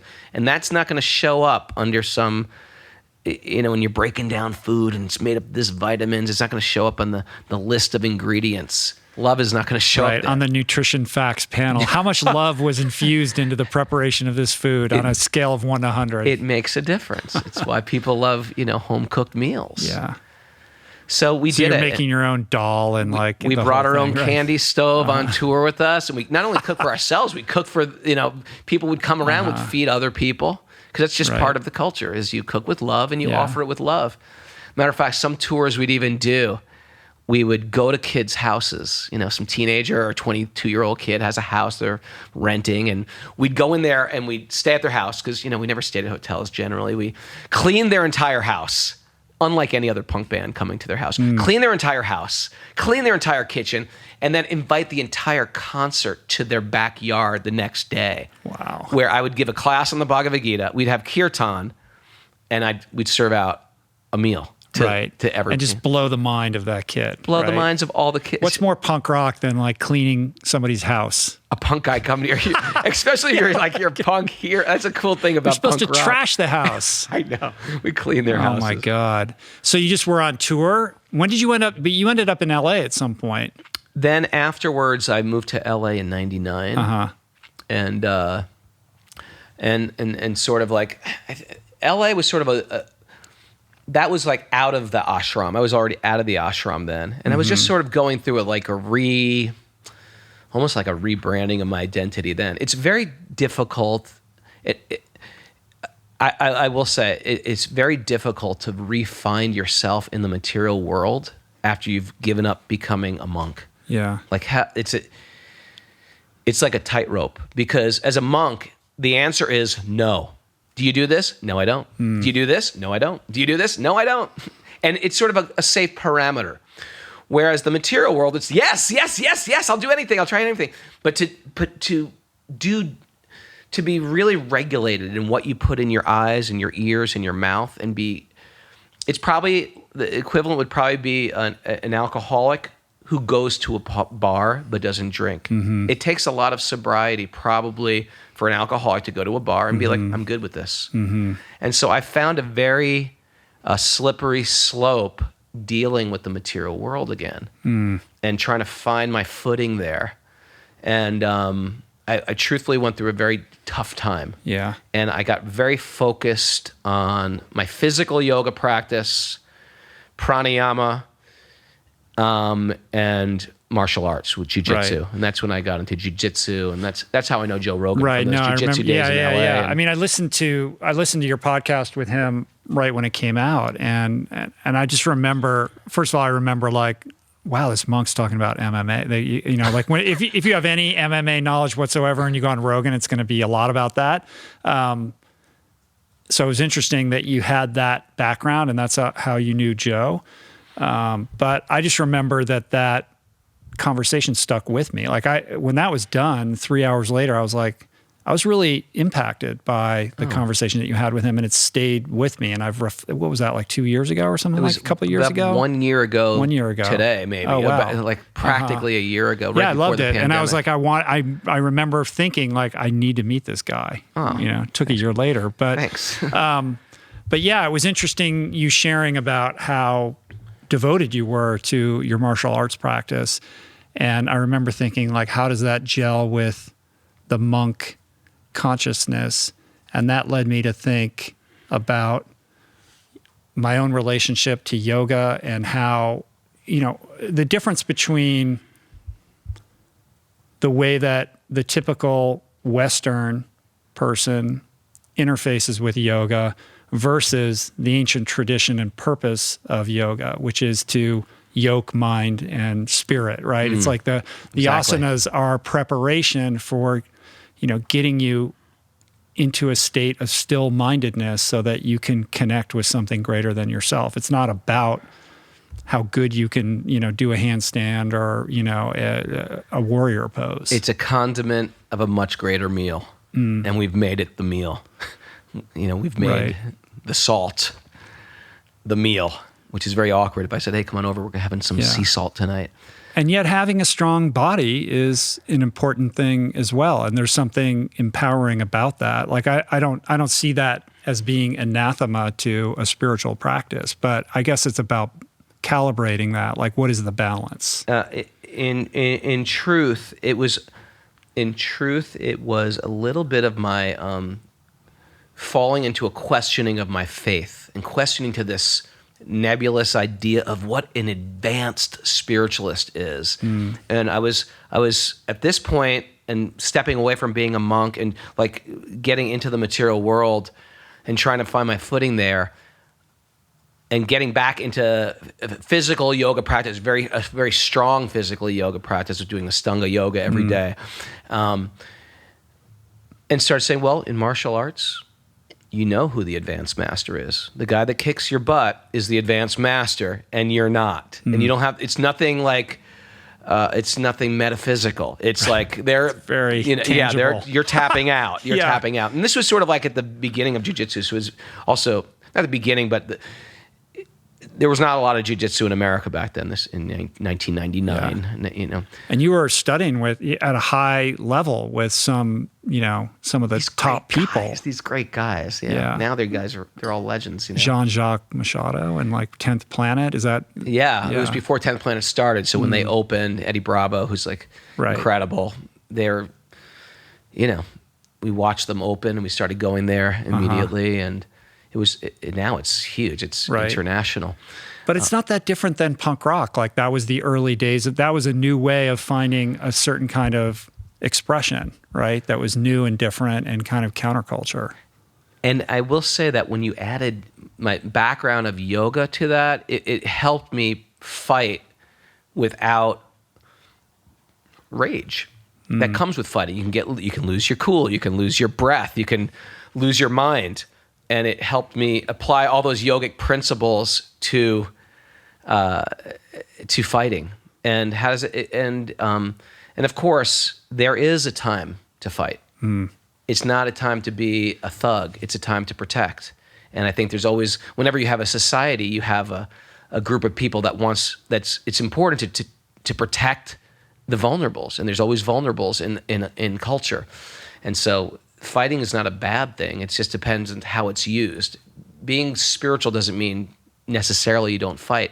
Now, if you find that it can trigger a part of you that is a very dark place, you might consider maybe fighting's not for you. I've had people that have given up. One of my mentors told me that they were a guitar player, and he gave up guitar. I was like, why'd you give up guitar? He's like, for me, it was Maya. And I was like, what are you talking about? At the Bhagavad Gita, you told me the Bhagavad Gita, you shouldn't give up what you're good at. He said, yeah, for me, it was Maya. I was like, that makes no sense, man. You're the one telling me I should not give up what I'm born to do. And he said, all right, next time you're on stage, see if you're doing it to be God or to serve God. And I was like, oh, man, I'm trying to be God with all this stuff. And so sometimes people recognize even something they're good at, they cannot do in spiritual consciousness. And therefore, they just choose to walk away from it. Or for most of us, we'll say, you know what? I can do this, but it's going to be different now. And that statement he said to me, a mentor of mine, that really changed my life. It really made me perform on stage in a different way, relate to my loved ones in a different way, relate to friends in a different way. That, am I doing this to be the cool guy or to be like of service? And that's the big part of, again, come right back full circle to the recovery community, because the big thing of recovery, from what I understand, is of service. Can I be of service? Can I be a contributor of this world? Right. And it actually satisfies the heart. What can I contribute? Yeah. I mean, that's something that I wrestle with all the time. Every podcast, or whether I get up on stage to give a talk, I get like I've done almost 600 of these. I get nervous every time because my ego is wrapped up in, how am I going to come across? Am I going to ask good questions? Is the guest going to like me? How is the audience going to respond to that? All that noise. I walk up on stage to give a talk that I've given many times, and I start sweating. And I have to remind myself that it's my ego. It's my ego that wants to be approved of, that wants the validation, that wants to, look cool or whatever it is. And it's only when I catch myself and think, like, how can I just be of service here? Like, what is the greater good that can be achieved by me showing up in this role? And all the nervousness dissipates if you can flip that switch. And it's not my default, and I don't always do it very well. I get caught up in my own bullshit constantly. But when I am able to do that, then it always goes better. Because you take yourself out of the equation. You're like, just allow me to be a channel for what is, sort of the highest purpose here. And it's your practice. I think both of us are blessed with great wives. And I asked my wife to come also because, last year she came when I did Joe Rogan. And, I've been talking on stages since I was 15 and 16. Yeah. So I'm generally don't get nervous, and I've played big concerts too. I don't get nervous. I'm very comfortable in front of people. A lot of people aren't so confident like that. I am. I was so nervous for Joe Rogan. And it wasn't because it was a big podcast. Truthfully, I didn't even know that much about podcasts back then at all. I just knew that his audience was very different. It's not like the yoga community where everybody's into yoga and they're into Ayurveda and they're into, and they want to see me do a handstand. It was like, you have right wing, you have left wing, you have, people believe in UFOs, you have scientists. And I was like, I don't know anything. What am I going to say? I'm going to say something stupid. And I've known Joan for years, and he's a sharp guy. And if he wanted to turn on me, he could easily turn on me and just and I was thinking, and I told my wife, I was like, I am nervous. I'm going to vomit. And she just looked at me. She said, well, what would Radhanath Swami do? Ranaswamy is one big lighthouse in my life. And I said, well, he'd appreciate the person. Start the conversation with an appreciation. And so even today, coming in here too, it's like, even in my mind, I was like, okay, what should I do? How do I prepare for things? How do I prepare? We're just going to talk. I know. How do I prepare for this? And I was just like, how I'm going to prepare? I'm going to pull out my malas and I'm going to chant. And I'm going to go for a hike today in the mountains. And I'm not going to think about it whatsoever. And then I'm going to appreciate, from how the Ritual podcast has affected me. I'm going to appreciate him and share how I appreciate him. And say a prayer in my mind, which I did before the show, that everything I do is an offering. So please accept this offering. And that's how I prepare. And that way, beautiful practice. It is, and it protects you from trying to I got to impress somebody. Right. It's the world of impressing and being overly concerned about what people think about me. It's like it's exhausting. Yeah. Exhausting world. It's good to know we're both in the same boat. Trust me, I'm my own worst enemy with all of this stuff, and I create ridiculous amounts of suffering and angst and anxiety. I'm far from a master at any of this, but I did notice that you did give Joe that appreciation, and I thought it was an amazing conversation. The one thing that I thought was that was super interesting though was that Joe got really hung up on this idea that you have a very your relationship to the Bhagavad Gita is one of reality, right? Like he really wanted to pin you down on like, do you think all these like there's an elephant faced man like right? He was really all, and you told this incredible story, which I would actually like you to tell again here. Of being on tour and playing the show in Buffalo and having this experience, right? And you tell this unbelievable story. He wasn't impressed by that story. And then as soon as it ended, he just pivoted right back to this thing about like, do you actually think and I was like, no reaction to this story? I know. I was like, oh, come on. He didn't react Did you just hear what I heard? I couldn't believe that. I was like, I can spend 3 hours talking about this story. This story in and of itself is like a movie. That story was so transformational in my life. Actually, more than any saint or swami or, pilgrimage I ever went to, that getting beat up so bad was such a deep faith builder in my life. I was shocked that he wasn't. Right. So walk us through it, because people here probably haven't heard it, or many of them haven't heard it. Well, we were all monks and we were on tour. This is Shelter. This is Shelter when we were on tour. And, we had by material standards, it was successful. Again, we weren't, we had our own record label in the ashram, by the way. We started a record label in the ashram, which now, Steve Reddy, a friend of yours. I don't did know. triathlon with you. He's Steve from Reddy? Equal Vision Records and Montrology. He was friends with John Joseph, but I don't know if I saw him on Instagram. I don't know if I know him. Maybe I met him. I'm not sure. Okay. Anyway, go ahead. He's an old friend of ours. And so anyway, we were on tour. We had a record label. Oh, never mind. Yeah, you got him. I know. Yeah, go ahead. Anyway, we were on tour, and by material standards, it was a great show. We were headlining the show. It was we like to do kirtan before the performance, like outside. We just set up and we cook, and that's how we did. That's how we did monk life. We cooked, we gave out food, sacred food, and then we just sang like outside, like in the parking lot.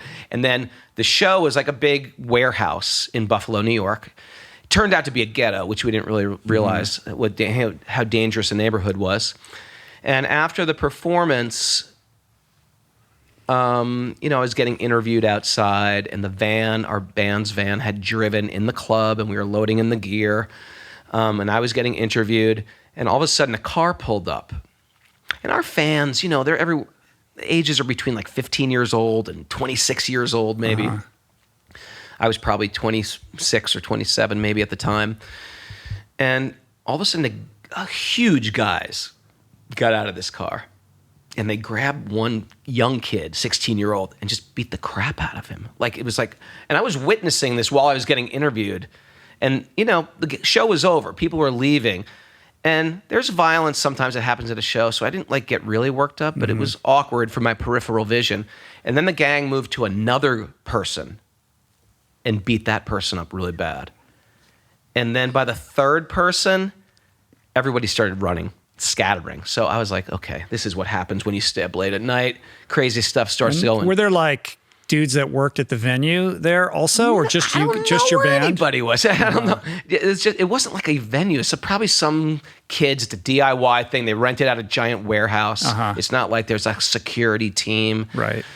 So I ran inside. Our van is like all the windows and doors are open, and our roadies are loading it in. The roadies are also monks.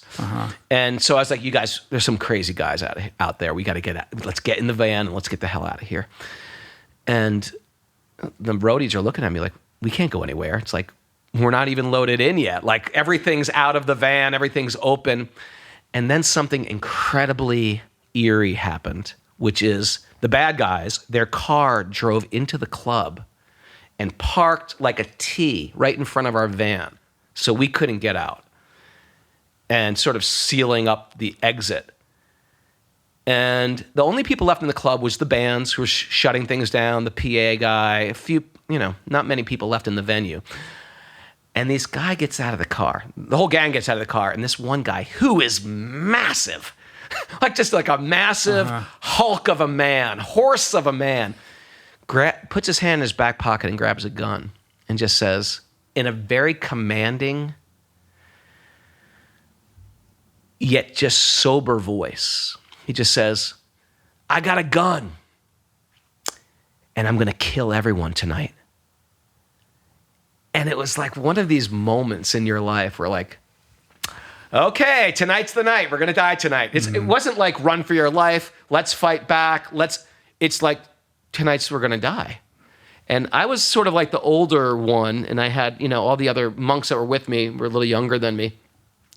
So everybody gathered around me like, Raghunath, what are we going to do? And to me, it was just like, we're going to die. What do you mean? What are we going to do? We're going to die. So you know what we're going to do? We're going to chant.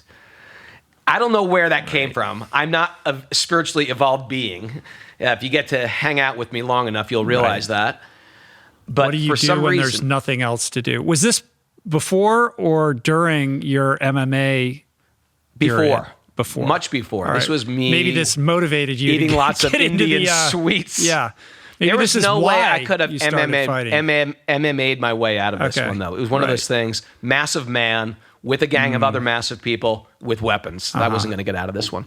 So I just thought, we're going to die right now. And it was one of those, have you ever had one of those experiences where you're going to die? That I felt like they were going to die right now. So I went in and I got a clay Indian drum, which I play. And I started chanting these mantras, these Nrsingadev mantras, these prayers to Lord Vishnu as the protector. And we all gathered a circle. It was incredibly surreal, Rich. We're in a circle chanting these mantras while these guys are going around the club just demolishing people. I don't know what people say, well, why didn't you run? I don't know. I don't know what was going on. But we started chanting, and then they all started coming towards us. And all my guys ran. Some guys ran under the van, in the van, over the van. It was just like everybody scattered, and I was surrounded by these people holding a drum, and I didn't even know what to say. So I just put my hands like in a namaste, still holding this drum, and I said, oh, the guy pulled out a gun, and he said, you want some? I thought to myself, oh my God, how am I supposed to answer this? Do I want some? I said, Hare Krishna. I'm a Krishna monk. I have no idea why you guys are so angry. And then I felt a barrage of fists coming to my face. And I've never, ever felt helpless in my life. But at that time, I felt like incredibly helpless. And as I'm getting punched, I was just chanting. chanting like different names of God. Krishna, Ram, Govinda, Chaitanya, like this, just like running through my mind. And as I'm getting pounded, I'm starting to think of all these great stories I've studied. The Mahabharata, the Ramayana, the Bhagavad Purana, Srimad Bhagavatam. They're stories of sort of people in destitute positions in their life and how they leave their bodies. And they generally, the auspicious way, the wonderful way to leave their body is they focus their mind on the Supreme Being, on God, on your higher power. They've had their focus and they're just chanting these mantras. And I'm thinking about these great personalities in these great epics of India, thinking, wow, all these people died like this, and now I'm going to die. And I'm also dying in the same way they are dying. I am so fortunate. And I can honestly say there was not fear, and there was not anger. There was just a type of like great appreciation for the way I'm going to leave my body. And it got worse because as I started getting beat up, I saw these women coming at me with baseball bats. And I thought they were coming to save me, but they were the girlfriends of these guys. Right. And they started pounding me with baseball bats. But the same thing too, I was like chanting and chanting and chanting, and then it just all stopped. And I didn't know what happened. And I was covered in blood. And what actually happened was the rest of the band had jumped in our van and just started the van and plowed through their car and escaped. And when they did a head count, they didn't realize I wasn't in the van with them. So I didn't know what was happening, and I guess I was experiencing some type of, altered state. Altered state. So I was looking for the band basically, and I was out in the streets looking through. But the attackers dispersed. They went. I guess they dispersed, and I went into the streets, and I was trying to flag down cars because I thought my band was getting beat up or killed or something. Yeah. And every time a car would see me, they'd slow down and they'd look at me, and I was. Ever see that movie Carrie when you were a teenager? Yeah. Like covered in blood, and I'm still holding this clay drum covered in blood. I'm thinking like a Yogi John Wick. It must have been so creepy to see me, and I wouldn't have stopped for me either if I was driving through a ghetto. But everyone just kept on stopping, and I was like, oh my God, my whole band is about to get killed. And walking into... I saw some light on it must have been 2 a.m. somewhere in Buffalo, and I saw some man in a booth, like in a bus station, and I said, hey, you've got to call the police. My friends are in trouble. And the guy looked at me and just said, I'm busy. And I was so like shocked about how little this guy cared about human tragedy. And I said, you got to call the police, or I'm going to go in there and call the police. Now get away from your phone or give me the phone. And I think this was before cell phones maybe, or maybe, I'm not sure. I didn't have a cell phone. So anyway, he said, all right, I'll call the police. And I said, if you don't mind, I'm just going to stay here because these guys might come back and kill me. And so I realized at that point, like, oh my God, my head's probably split open. And this is how people die. Their head cracks open, their brain swells, and they fall asleep and die. And I was like, oh, crap. I wasn't expecting to die tonight. I have a whole tour planned. I have so many plans, and I'm going to die tonight. This wasn't the day. But I guess this is what I always teach. This is what the books always teach. This is what the wisdom literature teaches, that you don't expect death to happen tonight. It happens what appears to be randomly. And for some reason, Raghu, I'm talking to myself, for some reason, Raghu, you got blessed tonight to experience what it's like to die in a wonderful way. But now you're in sad shape because you've lived. And if you've got this head trauma, I don't know much, I'm not a doctor or anything, but what I understand is your brain swells, you fall asleep, and then you die. Yeah. Like you get a concussion and you die. So I was like, oh my God, my mom doesn't know where I'm here. My friends don't know where I am. I'm going to die in this disgusting, mechanic shop or bus terminal or wherever I am. And I started praying sincerely. I said, Krishna, God, you've been so kind to me. You gave me this glimpse into what it's like to be evolved, even though I'm not evolved. And now I'm going to just die with a concussion. Please, if you want to take me now. And I started chanting these beautiful prayers I had memorized, which we do. Sometimes we're on tour. There's all these beautiful Sanskrit stotrams or stutis, or like beautiful Sanskrit prayers glorifying Vishnu or Krishna. And so I had a bunch memorized that I would just do for fun. And I just started pictured a picture of Krishna in my mind and chanting these mantras. And then I lived. And I was it was a good time to die, but I lived. And when you reflect back on that experience now, like what is the, not necessarily the lesson, but like where is the wisdom, right? Like the ability to maintain your equanimity under such, life-threatening duress, and to have this relationship with death that is, either neutral or appreciative is unbelievable to me. Like, and that your return to your human frailty only occurs in the aftermath of, the most intense aspect of that experience. The very strong realization, Rich, was not that I'm some great yoga master. There are yogic paths that require you to master your senses, require for you to master your tongue, your belly, your genitals, your mind, that require you to move your prana certain ways through different, almost like technical things with your body to experience some type of high or spiritual oneness. Bhakti is not like that. Bhakti is you're connected through your, almost like a child. The child can either go out, get a job, make a living, or make some money so they can make themselves some dinner. Mm-hmm. Or the child can just cry. The Bhakti path is sort of like, it's a path of sort of crying. And it's a path of crying in love. And then what happens is there becomes like a bond where your higher power, they become your best friend and you become their best friend. And they're always, in the same way you're thinking about them, your higher power's thinking about you. Like, and is eager and happy to serve.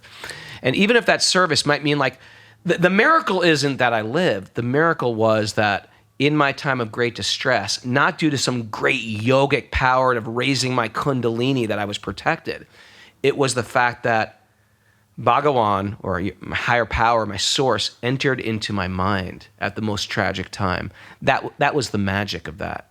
Nothing of the material world is a safe place. And if you think you're safe, we're an illusion. Mm-hmm. There's danger at every moment in the material world. And safety, it's almost understandable that the world is suffering with anxiety because it's normal. It's a temporary world and we're eternal beings. Of course there's anxiety there. But the fact that we can feel connected in times of great distress, that shows that there's actually a benevolent, merciful, loving energy or force that's got your best interest in mind. Just like I was a parent in New York City for a while when my children were little. And, you're playing with your kids at the park and, you always got your one eye on the kids. They're playing, you're talking to another mom or something, but you always have one eye watching the kids because you're a benevolent force and you're not going to let someone's talking to my kid, I'm going, hey, what's up? Yeah. So in the same way, you're always the theory in Bhakti is that you're always looked after, you're always loved, you're always cared for wherever you're at. And so that was my big and if you're but if you're truly embodying that, then there should be no fear. Exactly. And that it's called, that in Sanskrit that's called abhoya. Abhoya means fearlessness doesn't come from like, yeah, I'm just going to do it. I'm going to jump off the cliff and go dive into the quarry or jump out of the airplane. That's not no fear necessarily. That means you're a little courageous. You're risking your life, but there is actually a tangible yogic echelon that you get to where actually you understand you can't die. And that's something, it's something real. It becomes when you fully understand that I'm not a body. The body will die, but I can't die. It's one of those Socrates that's saying you can catch me, but you can't find me. But isn't it also on some level, there's a bit of surrender in that as well? And baked into that surrender is this relationship with fate, right? Isn't part of bhakti understanding that there are aspects of your life that are kind of pre-written, and within that there's free will, but there is a story for you, and that story has already been told. Am I mischaracterizing that? A little bit. There is definitely some. There definitely is some. If you look karma. at Vedic astrology, it's there's crazy stuff. But implicit in that is this idea that there is an architecture for you already. Sure, there is some type of karmic journey we're on. I just flew out to California, but what I do on that plane, that's my free will. Mm-hmm. So we do have some karma that we have to live out. To the degree that we have these yogic principles in our life, which are in one sense is so relatable to 12 steps. Just like a person who is newly recovered, they are still bound. The noose is very tight around their neck. And so if I say, hey, come into a bar, let's just hang out. You don't have to drink. They still might be like, no, I don't go to bars. Mm-hmm. Because the noose is still tight. 20 years, 30 years of recovery, a person feels like I can go anywhere. I feel very safe. I have some healthy fear, but I'm pretty safe. I don't deal with people, places, or things that could trigger me, but I feel a little safer. So as we become this whole yoga culture that people are getting into nowadays with Ayurveda and with meditation and with pranayama and with yogic lifestyle, it's to bring our consciousness to sattva, they call it. And sattva means a regulation, a control, where you're not dominated anymore by these lower passions. From there, you can make a better choice. Some of us are born triggered by lower passions. So we're triggered in this, the yogis call it rajas or tamas. We're triggered by them. We're born into them. Our parents were like that. We are born with these very lower qualities. So a yoga culture helps you change that culture. And in that culture, you're allowed more free will. Just like a drug addict has no free will. They've relinquished their free will. And now you could offer them something like heroin or cocaine, and they'd be like, yeah, give it to me. Are you sure? Because last time I gave it to you, you lost your family. Yeah, give it to me. Just give it to me. Yeah. It takes away their intelligence. So, yeah, there is some type of yogic, there is some destiny, karmic destiny we have, but we can also transcend that because spirituality is higher than that material destiny as well. And that's part of what we have. And then the beautiful thing is you'll start to see your karma not as this good luck and bad luck and good fortune and bad fortune. And sometimes you'll see that a lot in India culture too. You find your chart and you find where your malefic planets are, and then you try to counteract your malefic planets with gems or with pujas. And if you know about Vedic culture, you do some ritual to overcome some malefic thing, which is going to hurt your finances or hurt your ability to have a child or hurt your romance in your life. But in bhakti, oftentimes there's a throwing up your hands in the air. If you want me to be poor, I'll be poor. If you want to be successful, I'll be successful. Whatever you like. And we're not going to play metaphysical Amazon Prime with God or the devas or the higher beings that we just accept. Like there's a higher plan for me. Right. The prayer isn't to have your will be done, but to serve God. And Thy will be done. Whatever God's will is for me, allow that to take place. Allow that to flourish in me. Let me be a vessel or an expression of whatever that is. And that demands a certain humility, and it demands a level of acceptance and surrender to live in that place. I mean, I accept you, whether you accept that label as I accept this guy's on a bhakti path. When I see you or hear about you or hear you talk, I say, this guy's on a bhakti path. And I'm sure you could see times in your life that might have appeared tragic on paper to be like, thank God that happened. Oh, every time. Right? Yeah.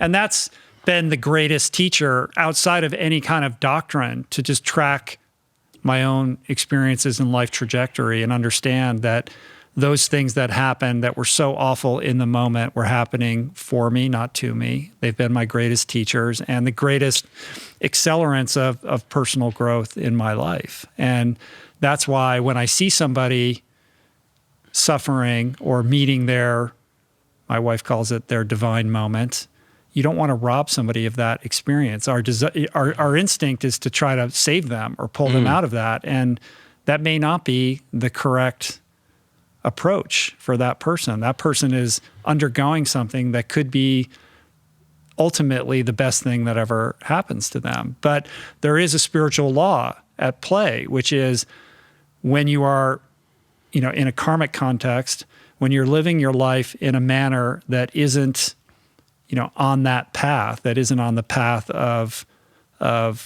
spiritual growth, the universe will knock on your door, and it will knock gently, and then it'll knock a little bit louder, and it'll keep knocking, and the consequences of your actions will continue to slowly at first, and then very extremely ratchet up until you finally pay attention. And that culminates in your bottom, or you're, hitting that, driving your car metaphorically into the wall, so that God, the universe, Krishna, whatever you want to call it, has your full attention. Now you can hear. Now you are ready. The teacher has shown up and the student is ready. They can hear the message and they are prepared to actually do the work in order to shift. And that's how I've seen karma, or maybe there's another term for it in bhakti that's more appropriate, play out in my own life, and it continues to happen. Yeah. But the more attuned you are, you can read those signals. When the universe is knocking gently, you can hear it. You don't have to wait until the cataclysm. You're already tuned into it. Oh, okay, this is where we're going with this. And I can look back in my own life, think, oh man, thank God for that. Thank God for that failed relationship. Thank God for that economic downswing. Thank God when the sinkhole appeared in my life, where the black ice of my life was spinning out of control. And then you start to realize, man, I've been cared for my entire life. Yeah. I've never been neglected. I've always been looked after. It just didn't appear that way at that time. And you start to see as you look back at your life, you start to see all these messengers were also sent to me at different times in my life. And you realize how, your life wasn't just some random karma. It was actually your karma that you were born into actually has a divine play as well. And the material sense, and even the metaphysical, spiritual, all your karma and overcoming some malefic planet, don't you understand those malefic planets are there for you as well? And that's another very interesting facet of astrology. Yeah. I've never done that. I've never tried to work the planet thing. That's a thing. No, that's a big thing. You could go down a crazy rabbit hole with that. I know you talked to Rogan about some of the crazy Vedic chart readings that there's crazy. Right? Crazy Vedic chart readings that are so incredibly accurate. You can't. I didn't talk to him about palm reading. We had palm readers that were just fascinating. They predicted. I remember me and Paramananda Purcell, my guitar player, we were like monks in India, met some palm reader, just looks at our palm and just goes, I'm a New Yorker, so I'm cynical of everything, but I love all this stuff as well. So he looks at, did I tell this? I don't think I told this story. I don't think so. He looks at my palm, he says 100 rupees. I said, 100 rupees, that's not $1.50 or something like that. 100 rupees, I'll read your palm. I said, okay, I'll give you 100 rupees, but you got to tell me something about myself first. Then I'll know that you're clever. And then I know you're for real. So he looks at my palm and he said, well, you'll get married someday and you'll have so many children. I said, no. don't tell me about my future. You tell me about my past. If you can tell me about my past, I'll give you 100 rupees. And he looks at my hands, sort of like indignant, and says, "You're a famous musician." I was like, "Pretty good." Wow. Because he didn't know me from Adam. I'm dressed like a monk in the middle of West Bengal. And then Paramananda said, read my hand too. And so he said, "You too are a famous musician." And then for the next 30 minutes, this guy dissected my entire past, present, and future. And it was like so uncanny what this man knew about me. And finally, it ended with this. He said, "Oh, but you're going to get into a tragic car accident. Namaste." I was like, what do you mean namaste? You can't just walk away. Tragic car, man. I said, "How can I avoid it?" He goes, "Prabhu, you cannot avoid. It is in your hand. You cannot avoid this." I was like, "Well, there must be something I can do to avoid this." He goes, "Do not worry. No one will die." And I was thinking, oh, great. There's a lot of horrible things that can happen where death isn't included. Yeah. And so my friend immediately said, "Well, can you check my hand?" He goes, "Yes, you too will be in a car accident." And so I'm just thinking, oh my God, this is... So this guy leaves, and fast forward 3 years later, and Shelter had... I was no longer a monk, and Shelter had a hit record in Brazil. And we're touring Brazil, and the record company put a party on for us.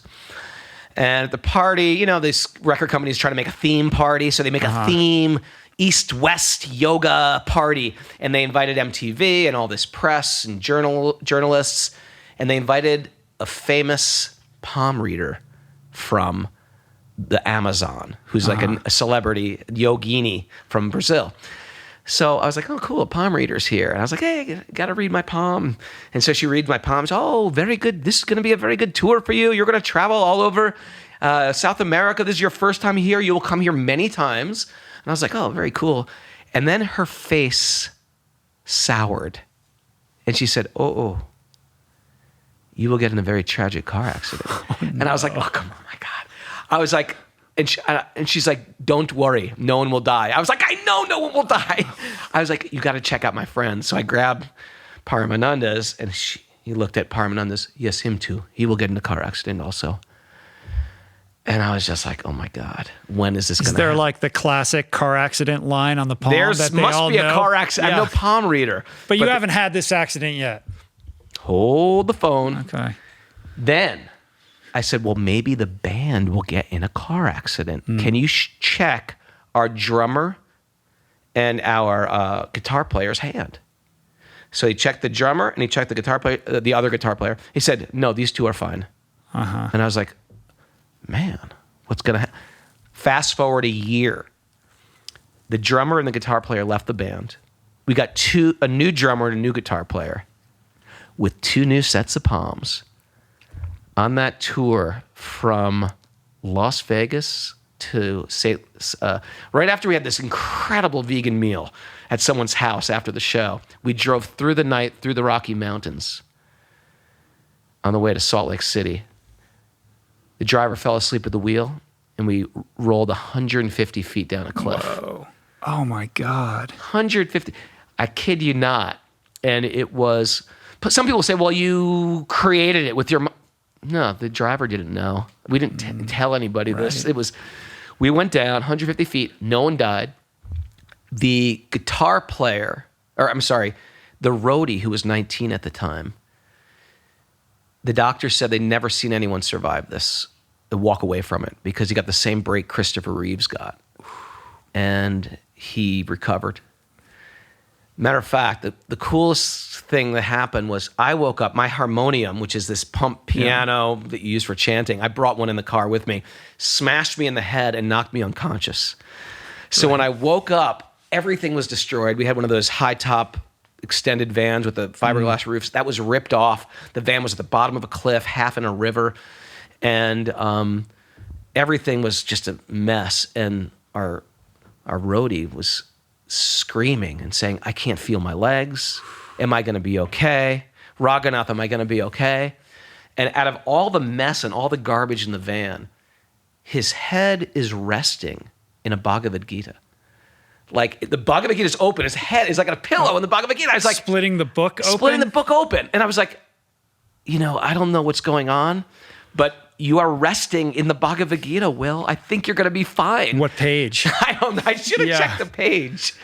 Wow. But truthfully, 3 or 4 of us literally walked away they climbed up the mountain, flagged down a trucker, and got help. They walked, they were unscathed. And 3 of us, me and Paramananda, were treated and released that night.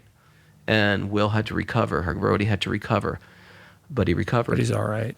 That's a crazy story. It's a crazy story. Wow. The palm reading, astrology, Brigu readings, these are all sort of mystical things. Right.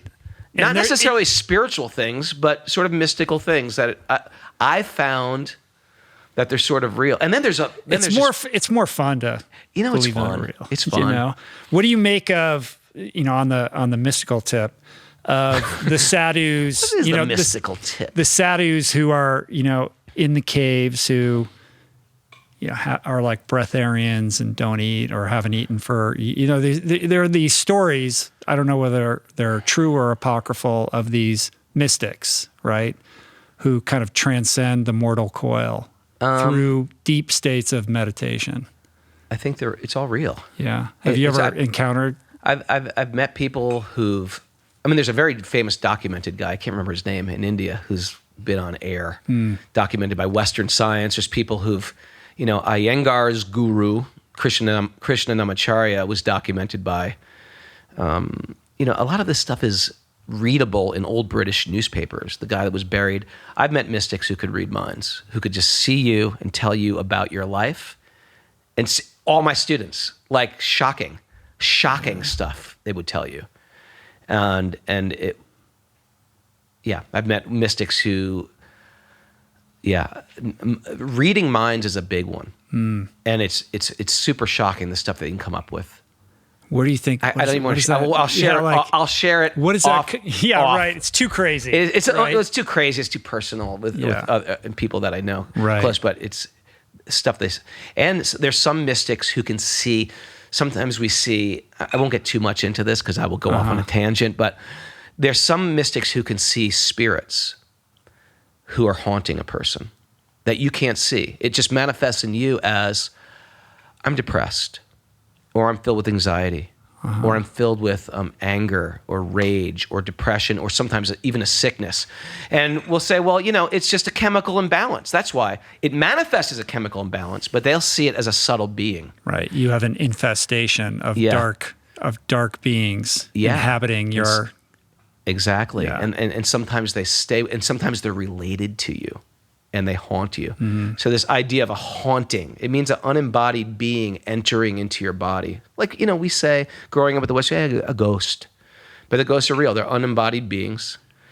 By the way, this is the Vedic teachings. Sure. I'm a yoga teacher. But I don't know if any of this is true. Even if you don't believe that, just consider for a moment that we're all on some level haunted by, the people that we've encountered in our lives. Just think about how often you think of that person who holds power over you, that, just neurochemically, like somebody, a teacher or a parent or somebody who wronged you, and you replay and replay and replay this tape, and that dictates your actions and your worldview, and is so determinative of how you live your life. That's an infestation. Whether you can actually see some entity, you know what? I'm going to steal that. It is real, and it lives inside of, I think we all have some version of that. I'm going to steal that.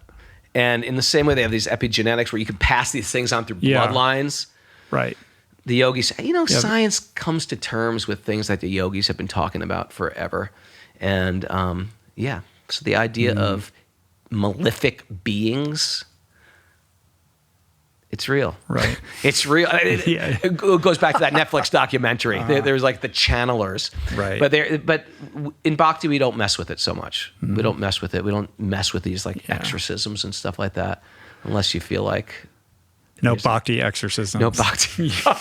We just feel, we just throw our hands in, throw our life. But, Radhanath Swami talks about that in his book, A Journey Home. There was like these malefic God. You got to be careful, like who you're dealing with, because you're dealing in India. There's so much access into these otherworldly things that we just either take it, it's all crazy fictitious stuff. I've been with people that can read into my mind, and it's real. Right. And then there's other siddhis. That's one siddhi. Siddhis are mystical perfections. And this is why people did yoga in previous times. They did it to either develop some type of siddhi, some mystical perfection. Yeah, siddhi, S-I-D-I. Yeah, I'm sorry, or S-I-D. I-S. Yeah, DDIS, they're Sanskrit right? words, so CDs, there's no it's like real the way. Special powers. Some type of powers, but we consider like Bhakti Siddhanta. The conclusion of all siddhis is Bhakti, right? Because we don't want to be some superhero, so to speak. We want to be connected, and we consider that the highest thing. And the highest thing, they say the Bhakti master will have all siddhis anyway, because they can have whatever they want, because of that same loving reciprocation with God. And it's no big deal. It's no big deal. Christ Christ was the relationship to it is like, yeah, of course. Yeah, whatever. Right. Like Christ, the mystical things that we hear about of Christ doing, these were all like common things in yoga culture. Not to downplay Christ at all. I'm saying Christ was. That's all you got, Christ? Come on, walking on water. Give me something. Right. But you'll hear about these stuff in the Vedic tradition about walking on water, levitation, healing people, making things manifest out of nothing. You know, these are siddhis that people can get. But Christ's beauty was not the mysticism. It was the fact that he was teaching people that you've got to trust your source. Right. You got to connect. This world isn't this world is a temporary place. Don't make all your investments. There's very little return on investment in the material world. The bigger return on investment is in our spiritual life. Well, speaking of teaching, we got to wind this down a little bit here, but I do want to talk about what you do at your farm, the Super Soul Farm, right? Whew. You do yoga teaching and pretty like rigorous programs that you conduct, right? So what does that look like if somebody was to show up and they're like, tell me everything you know, teach me. Like what is the program? Well, we sort of put a pause on the farm right now because due to the pandemic. Coronavirus. But starting up, we're doing our trainings. I do a pilgrimage in India, which is a great way to dive into Vedic culture. And I teach every day, not just a physical practice, but we teach philosophy. And we go to holy places, holy people, holy temples, holy rivers, the whole thing. If you've ever wanted a beautiful experience, not as tourists, what are some not of the as places that you've gone? All over. But I think the next trip we're doing in November is Jagannath Puri. It's one of the holy dhams of the east coast of India. Rishikesh was the land of yogis on the riverbanks of the Ganga. Haridwar, which is also they consider the entrance way into the sacred area of the Himalayas. Yeah. And then Vrindavan. That's where this trip is going in November. You can find that on my website, raghunath.yoga. And then Nepal in April. We'll go to the holy city, holy places in Nepal. And then I do a training in India for about a month, and we do it. It's for people who are already yoga teachers. We teach the facets of bhakti culture. We got like a part of Ayurveda, as well as asana, pranayama. We teach Ayurveda. We teach music. We teach even cooking. That's for our 300-hour trainees. But we also have a full-on, You can't do this without teaching cooking. You can't do it without teaching. Yeah, it's cooking with love.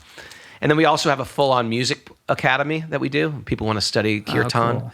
And then we have a wisdom academy that people just want to study sacred literature. Wow. So that happens in January in 2022. Next time. And then meanwhile, you podcast every single day.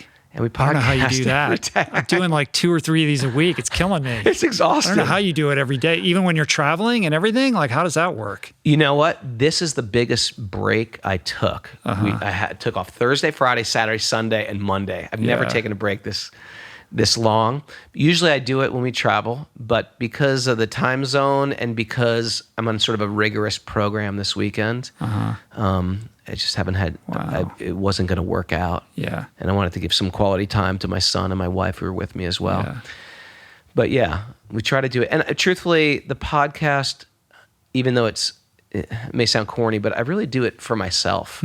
I like to read every day, and it helps it helps me. Everything is a practice. It's a practice, and hearing sacred literature, wisdom literature, truthful dialogue, it helps me in my life. And the secondary is effect. It helps other people who are also getting into that. So today I will also spend some time doing that meditational practice. I'll just do it privately. Yeah, cool. Yeah. So last thing I want to ask you, which is, if somebody's listening to this and this is their first introduction to some of these ideas, what is the first thing that you, like some little nugget of wisdom that you can impart to somebody who's not familiar with yoga or the Bhakti path, who's just starting to, tap on the walls of the Maya surrounding their own life? Like, where do you begin? Where do we begin? You read a good book. Bhagavad Gita is a great book. Sometimes people find it a little heady at first. I mean, is that the first? I mean, I like Radhanath crazy Swami's stories. I like Radhanath Swami's book because it's like a modern day autobiography of a yogi. It's his personal journey of hitchhiking to India, right? Which is quite amazing. Hitchhiking to India from Europe and getting there and living with sadhus in the Himalayas. And even though it's a great story, it's peppered with philosophy, of practical philosophy, not just philosophy to sit in your head, but philosophy to sit in your heart and in your practice. So I find that as a good intro book, a journey home, autobiography of I'm forgetting the title now. Autobiography of a yogi. American. I think it is American yogi. I'm having a mental block right now, but by Radhanath Swami. Mm-hmm. My name's Raghunath. His name's Radhanath. Yeah. Radhanath Swami. It's all very confusing. It's all these Sanskrit words, and then it becomes easier. Then you start remembering these ones easier because you start to learn the Sanskrit. Where did you get that crazy mala around your neck? These, my friend. I've never seen. My friend in Mayapur makes these silver Tulsi malas. They are Tulsi wood, which comes from the holy basil. Sacred. It's considered a sacred plant, and my friend makes them, and he lives in India, and he makes them. It's pretty cool. They're beautiful. I'll get you some. Well, good, man. I think we did it. How do you feel? I feel good. You feel good? Thank you so much for having me. I'm super honored, and I have great respect for what you're doing, and I will continue to be a regular listener. Well, likewise, my friend. I aspire to your level of devotion. It's really it's a beautiful thing, and I think you're an example of the solution to what ails us as individuals and as a culture right now that's struggling with how to cohere and live in unity together. And I think that the message that you're putting out is exactly what everybody needs to hear right now. So keep doing what you're doing. I think you have the tendency to see the good in people. Thank you very much. You're kind. Not always. I try to.